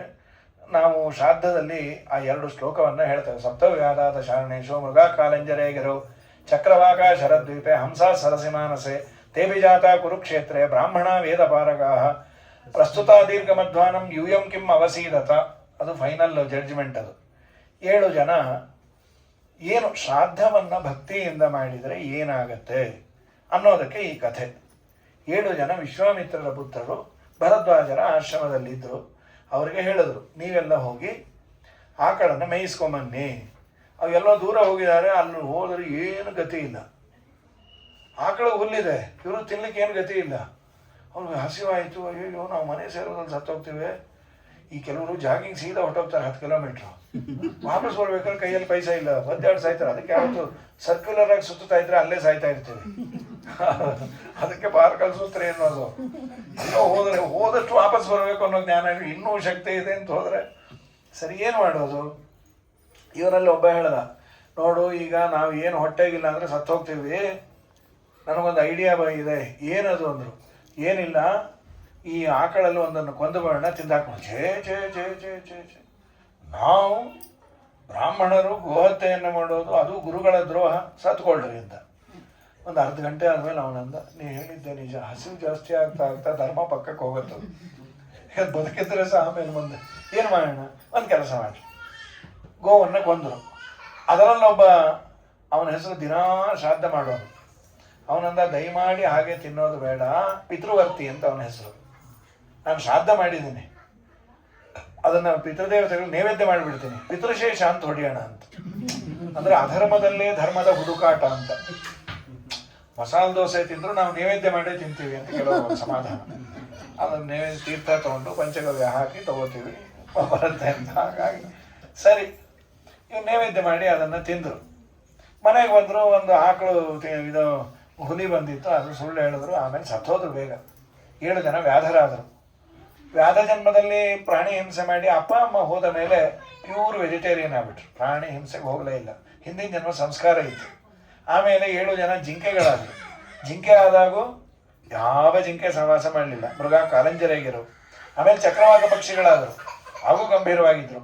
ಮಾನಸ ಸರೋವರದಲ್ಲಿ ಹಂಸ ಪಕ್ಷಿಗಳಾಗಿ ಹುಟ್ಟಿದ್ರು. 7 ಜನ ಹುಟ್ಟಿದಾಗ ಒಂದು ರಾಜನ ಬೆಟಾಲಿಯನ್ ಬಂತು. ಆ ರಾಜನ ಬೆಟಾಲಿಯನ್ ನೋಡಿ 3 ಜನಕ್ಕೆ ಅನ್ನಿಸ್ತು, ಅವರೆಲ್ಲ ಜಲಕ್ರೀಡೆ ಆಡ್ತಾ ಇದ್ರು, ನಾನು ರಾಜ ಆಗಿದ್ರೆ ಎಷ್ಟು ಚೆನ್ನಾಗಿರೋದು ಅಂತ ಒಂದು ಅನ್ಕೋತು. ಇನ್ನೊಂದು ಅನ್ಕೋತು, ನೀ ರಾಜ ಆದರೆ ನಿಮ್ಮ ಫ್ರೆಂಡ್ ಆಗ್ತೇನೆ, ಮತ್ತೊಂದು ನಿಮ್ಮ ಮಂತ್ರಿ ಆಗ್ತೇನೆ ಅಂತ. ಅವರೆಲ್ಲ ಹೋದ್ವಿ. ಈ 4 ಜನ ಬೈದರು, ನಿಮ್ಮ ಅಕ್ಕ ಸುಡ, ನೀವು ರಾಜ, ಅವನ ಮಂತ್ರಿ, ಅವನ ಸ್ನೇಹಿತ, ಆದರೆ ನಿಮ್ಗೆ ಹೊಟ್ಟೆ ಉರಿ, ನೀವು ಅಂದ್ಕೊಳ್ಳಿಲ್ಲ ಅಂತ. ನಮಗೆ ಹೊಟ್ಟೆ ಉರಿ ಅಲ್ಲ, ನೀವು ಆಗ್ಬಿಡ್ತೀರಿ. ಒಳ್ಳೇದಾಯ್ತು. ಏನು ಒಳ್ಳೇದಾಯ್ತು? ಮನುಷ್ಯನಾದರೆ ಹಿಂದಿನ ಜನ್ಮದೆಲ್ಲ ಸಂಸ್ಕಾರ ಇರಲ್ಲ. ಎಲ್ಲಿರುತ್ತೆ ಹಿಂದಿನ ಜನ್ಮದ್ದೆಲ್ಲ? ಹಿಂದಿನ ದಿನದ್ದೇ ಇರಲ್ಲ, ಹಿಂದಿನ ಜನ್ಮದ್ದೇ ಏನಿರುತ್ತೆ. ಈ ನಮ್ಮ ಫೋನುಗಳೆಲ್ಲ ಹಾಗಾಗಿ ಏನೋ ಅದು ಕೇಳುತ್ತೆ. ಈ ಯಾವ್ದಾನ ಟಿಕೆಟ್ ಮಾಡಬೇಕಾದ್ರೆ ಇದ್ರ ನಂಬರ್ ಏನು, ಆ ನಂಬರ್ ಎಲ್ಲಿ ಹುಡ್ಕೋಣ, ಆ ನಂಬರ್ ಯಾವುದೋ ಹಾಕಿರ್ತೀವಿ, ಮತ್ತೆಲ್ಲ ಹುಡುಕೊಂಡು ಅದು ಗೊತ್ತಿಲ್ಲ, ಫರ್ಗೆಟ್, ನೀವು ಪಾಸ್ವರ್ಡ್ ಫರ್ಗೆಟ್ ಅಂತೇಳಿ ಅದನ್ನೇನೋ ಸುಮ್ಮನೆ ಆಗುತ್ತೆ. ಸರಿ, ಅಯ್ಯಯ್ಯೋ, ಏನು ಮನುಷ್ಯ ಆದರೆ ಏನು? ಹಿಂದಿನ ಜನ್ಮ ಸಂಸ್ಕಾರ ಇರಲ್ಲ. ಒಬ್ಬ ಯೋಗ್ಯ ಮನೆಯಲ್ಲಿ ಹುಟ್ಟಿದವನು 1 ದಿನಕ್ಕೆ ಮಾಡುವ ಕರ್ಮ 14 ಜನ್ಮಕ್ಕಾಗುವಷ್ಟಂತ. ದಶಾವರಾಣಂ ದೇಹಾನಾಂ ಕಾರಣಾನಿ ಕರೋತೆ ಎಂಬಂತ. 1 ದಿವಸ ಇಂಟು 14 ಜನ್ಮ ಇಂಟು 100 ವರ್ಷ ಅಂದರೆ ನೀವು ಯಾವಾಗ ನಮ್ಮ ಜೊತೆ ಬರೋದು? ಅಯ್ಯೋ ಕರ್ಮಾನೇ, ನಮ್ಮನ್ನು ಉದ್ಧಾರ ಮಾಡಿರಿ. ನೀವೆಲ್ಲಿ ಹುಡ್ತೀರೋ ನಾವು ಅಲ್ಲೇ ಹುಡ್ತೀವಿ ಅಂದರು. ಕುರುಕ್ಷೇತ್ರದಲ್ಲಿ ಹುಟ್ಟಿದ ಬ್ರಹ್ಮದತ್ತ ಅಂತ ರಾಜ, ಕಂಡರೀಕ ಅಂತ ಒಬ್ಬ ಮಂತ್ರಿ, ಪಾಂಚಿಕ ಅಂತ ಸ್ನೇಹಿತ. ಇದಾದಮೇಲೆ ಏನಾಯಿತು, ಅವರು ಇಲ್ಲೇ ಹುಟ್ಟಿದ್ದಾರೆ 4 ಜನ, ಒಬ್ಬ ಬಡ ಬ್ರಾಹ್ಮಣನ ಮನೆಯಲ್ಲಿ. ಹಾಗೆ ಹೇಳಿದ್ರೆ ನಂಬೇಕಲ್ರಿ, ಹಿಂದಿನ ಜನ್ಮದಲ್ಲಿ ನಾವು ಅದಕ್ಕೆಲ್ಲ ಪರಿಪಕ್ವತೆ ಬರಬೇಕು. ಇರ್ಬೋದು, ಈಗ ಯಾರಿಗೋ ಹೋಗಿ ನಾ ಹಿಂದಿನ ಜನ್ಮದಲ್ಲಿ ನಿಮಗೆ ಸಾಲ ಕೊಟ್ಟಿದ್ದೆ ಕೊಡ್ರಿ ಅಂದರೆ ಅದ್ರ ಹಿಂದಿನ ಜನ್ಮದಲ್ಲಿ ನೀವು ಕೊಡಬೇಕಾಗಿದ್ದಕ್ಕೆ ಸರಿ ಹೋಯ್ತು ಅಂತಾರೆ. ಇವತ್ತು ಇಟ್ ಈಸ್ ಕರೆಕ್ಟ್. ಯಾರು ನಂಬುತ್ತಾರೆ? ಕಾಲ ಕೂಡಿ ಬರಲಿ ಅಂತ ಸನ್ನತಿ ಅಂತ ಹೆಂಡತಿ ಬ್ರಹ್ಮದತ್ತನಿಗೆ. 2 ಗಂಡ ಹೆಂಡತಿ ಎಲ್ಲೋ ಬಂದಿದ್ರು ಒಂದು ಪಾರ್ಕ್ಗೆ. ರಾಜ ನಕ್ಕದ, ಹೆಂಡತಿ ಗಲಾಟೆ ಮಾಡಿದ್ವಿ. ಯಾಕೆ ನಕ್ಕದ್ರಿ? ನಗು ಬಂತು. ಇಲ್ಲಿ ನಗು ಬರುವಂಥದ್ದೇನು? ಏನು ಬಿಡು, ಸುಮ್ಮನೆ ಇರು. ಇಲ್ಲ ನಿಜ ಹೇಳ್ರಿ. ಒಂದು ಇರುವೆ ಹೊರಟಿತ್ತು, ಗಂಡ ಹೆಂಡತಿ, ಅದನ್ನು ನೋಡಿ ನಕ್ಕದು. ಇರುವೆ ಮಾತು, ಅದು ಪ್ರಾಣೇಶ ಗಂಗಾವತಿದು, ನೀವು ಹಾಗೆಲ್ಲ ಅನ್ಬೇಡ್ರಿ, ಸುಳ್ಳು ಹೇಳಿದ್ರಿ, ನನ್ನ ನೋಡೇ ನೀವು ನಕ್ಕಿದ್ರಿ. ಇಲ್ಲೇ ನಗು ಬರೋ ಥರ ಇತ್ತು. ಏನು ನಗು ಬರೋ ಥರ ಇತ್ತು? ಹೆಣ್ಣಿರುವೆ ಗಂಡನ್ನು ಬೈತಾ ಇತ್ತಂತೆ, ನೀವು ಈ ಥರ ಸಕ್ಕರೆ ನೀವೊಬ್ಬರ ತಿಂದರೆ ನಮ್ಮ ಅಪ್ಪಂಗೆ ಹೇಳಿ ಮಾಡಿಸ್ತೀನಿ ಅಂತ. ಅದು ಬೇಡ್ಕೊತಾಯಿತ್ತು, ಸಾರಿ ಇನ್ನೊಂದ್ಸಲಿ ಮಾಡಲ್ಲ ಅಂತ. ಇರುವೆದು ಇದೇ ಹಣೆ ಬರಹ ಅಂದ್ಕೊಂಡೆ, ನೀವು ಇರುವೆ ಕಥೆಯಲ್ಲೂ ನನ್ನ ಇನ್ಸಲ್ಟ್ ಮಾಡ್ತಾ ಇದ್ದೀರಿ. ನಿಜ ನಡೆದಿದ್ದು ಒಪ್ಪಲಿಲ್ಲ. ಆಮೇಲೆ ಮನೆಗೆ ಬಂದು ಬೈದ್ಲು, ಮನೆ ಬಿಟ್ಟು ಹೊಟ್ಟೋದ ರಾಜ. 1 ವಾರ ತಪಸ್ಸು ಮಾಡಿದ, ದೇವರ ದರ್ಶನ ಆಯಿತು, ಒಳ್ಳೆ ಕಾಲ ಬಂದಿದ್ದು, ಹೋಗು ಅಂದರು. ಇದ್ದಕ್ಕಿದ್ದಾಗೆ ರಾಜ ಹೋದನು ಬರ್ತಾನೆ ಅಂತ ಪೂರ್ಣಕುಂಭ ಸ್ವಾಗತ. ಮಂತ್ರಿ ಸ್ನೇಹಿತ ಪಕ್ಕದಲ್ಲಿ. ಈ 4 ಜನ ಮನೆ ಬಿಟ್ಟು ಹೊರಟುಬಿಟ್ರು. ತಂದೆ ತಾಯಿ ಅಂದ್ರಲ್ಲೂ, ನಿಮ್ಮನ್ನು ಹಡ್ಕೊಂಡಿದ್ದೆ ನಾವು ಇಳಿ ವಯಸ್ಸಲ್ಲಿ ಊರುಗೋಲು ಅಂತ, ನೀವು ನೋಡ್ಕೊಂಬರ್ಬೇಕಲ್ಲ.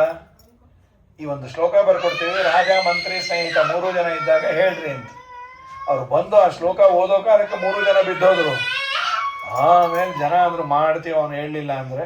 ಆಮೇಲೆ ಎಲ್ಲ ಎದ್ರು, ಯಾರು ನೀವು ಬರ್ಕೊಟ್ಟು? ನಮ್ಮ ಮಕ್ಕಳು ಎಲ್ಲ ಹೋಗ್ತಾ ಇದ್ದಾರೆ. ಹೀಗೆ ಉತ್ತರ ದಿಕ್ಕಿಗೆ ಅವ್ರಿಗೆ ಹಿಂದಿನೆಲ್ಲ ನೆನಪು ಬಂತು. ಸತ್ತವು ಯಾರಾದ ಶಾರಣೇಶು ಮೃಗ ಕಾಲೆಂದಿರೇಗೆರೋ ಯೂಯಂ ಕಿಮ್ ಅವಸೀದತ. ಅವರು ಅವರ ದಾರಿ ಕಂಡುಕೊಂಡ್ರು, ನೀವೇ ಕುಡಿದ್ರಿ ಅಂತ. ಓ ಎಲ್ಲ ನೆನಪು ಬಂದು ಓಡಿದ್ರು. ಆಮೇಲೆ ತನ್ನ ಮಗನಿಗೆ ಹೇಳಿ ಅವ್ರನ್ನ ರಕ್ಷಣೆ ಮಾಡುವಂತ ಅವಳ ಹೆಂಡತಿ ಓಡಿ ಬಂದು. ರಾಜನ್ ಭಯ, ಇನ್ನೇನು ಗಲಾಟೆ ತೆಗಿತಾಳು ಅಂತ. ರಾಜ ಕ್ಷಮಿಸು, ನಾನು ಅವತ್ತು ತಪ್ಪು ಮಾಡಿದೆ, ಇರುವೆ ಭಾಷೆ ನನಗೂ ಗೊತ್ತಿತ್ತು, ನಗೋ ಥರನೇ ಇತ್ತು, ಮತ್ತು ಏನು ಇಷ್ಟೊಂದು ಗಲಾಟೆ ಮಾಡೋದು, ನಿಂಗೆ ವೈರಾಗ್ಯ ಬರಲಿ ಅಂತ. ವೈರಾಗ್ಯ ಬರಲಿಕ್ಕೆ ಅನುಕೂಲ ಇರಲಿಲ್ಲ. ವೈರಾಗ್ಯ ತರಿಸಿ, ನನಗೆ ಯಾಕೆ ತರಿಸ್ದಿ? ನೀವೆಲ್ಲ ಒಂದು ಆಕಳನ್ನು ಕೊಂದಿದ್ರಿ ಗೊತ್ತಮ್ಮ, ಅದಕ್ಕೆ ಸಾಯ್ತಾ ಇದ್ದೀವಿ. ಆ ಆಕಳೇ ನಾನು ಅಂದು. ಅಯ್ಯೋ ಘರ್ಮಾನಿ, ನಿನ್ಗೊಂದು ತಿಂದರೂ ನಮ್ಮನ್ನು ಉದ್ಧಾರ ಮಾಡ್ಲಿಕ್ಕೆ ಬಂದ್ಯಾ? ಹೌದು, ನೀವು ಅದನ್ನು ಪಿತೃದೇವತೆಗಳಿಗೆ ನೈವೇದ್ಯ ಮಾಡಿ ಶ್ರಾದ್ದ ಮಾಡಿದ್ರಲ್ಲ, ಶ್ರಾದ್ದ ಮಾಡಿದವ್ರು ಹಾಳಾಗಬಾರದು ಅಂತ ಶಾಸ್ತ್ರದ ನಿಯಮ, ಅದಕ್ಕೆ ಉದ್ಧಾರ ಮಾಡ್ಲಿಕ್ಕೆ ಬಂದೆ. ಹಾಗೆ ತಿಂದರೆ ನಿಮ್ಮ ಅಪ್ರಾಣೆ ಉದ್ಧಾರ ಆಗ್ತಿರ್ಲಿಲ್ಲ. ಕನ್ಕ್ಲೂಷನ್ ಏನು ಅಂದರೆ, ತಮ್ಮ ಹೊಟ್ಟೆ ತುಂಬಿಕೊಳ್ಳಲಿಕ್ಕಾಗೇ ಶ್ರಾದ್ದ ಚೆನ್ನಾಗಿ ಮಾಡಿದರೆ ಉದ್ಧಾರ ಆಗಿದ್ದಾರೆ. ಇನ್ನು ಸರಿಯಾದ ರೀತಿಯಲ್ಲಿ ಶ್ರಾದ್ದ ಮಾಡಿದರೆ ಪಿತೃದೇವತೆಗಳು ಒಲಿದರೆ ಎಲ್ಲವನ್ನೂ ಕೊಡ್ತಾರೆ. ಪಿತಾ ದದಾತಿ ಸತ್ಪುತ್ರಾನ್ ಗೋಧನಾನಿ ಪಿತಾಮಹ ದದ್ಯಾದ್ ವಿಪುಲಮನ್ನಾದ್ಯಂ ವೃದ್ಧಶ್ಚ ಪ್ರಪಿತಾಮಹ, ಎಲ್ಲ ಕೊಡ್ತಾರಂತೆ. ಶ್ರಾದ್ದವನ್ನು ಚೆನ್ನಾಗಿ ಮಾಡಿದವರು ಪ್ರತ್ಯಕ್ಷವಾಗಿ ಸಿದ್ಧ. ಇದು ಶ್ರಾದ್ದ ಚೆನ್ನಾಗಿ ಮಾಡಿದರೆ ಮಾತ್ರ ಎಂದೂ ಹಾಳಾಗೋದಿಲ್ಲ. ಶ್ರಾದ್ದವನ್ನು ಮಾಡಿ ಶ್ರಾದ್ದ ಕಲ್ಪವನ್ನು ಹೇಳಿ ಚಂದ್ರವಂಶದ ಬಗ್ಗೆ ಹೇಳಿ ಎಂದಾಗ, ನಾಳೆ ದಿನ ಚೂರು ಚಂದ್ರವಂಶದ ಹೇಳಿ ಕೃಷ್ಣನ ಕಥೆಯನ್ನು ಹೇಳಿ ಮುಗಿಸುವ. ನಾಳೆ 5 ಗಂಟೆಗೆ ನಾಳೆ ಪ್ರವಚನ 5ರಿಂದ 6:30 ಮುಗಿಸಿ ಬಿಟ್ಬಿಡ್ತೇನೆ. ಹರಯೇ ನಮಃ. ಇವತ್ತು ಜಾಸ್ತಿ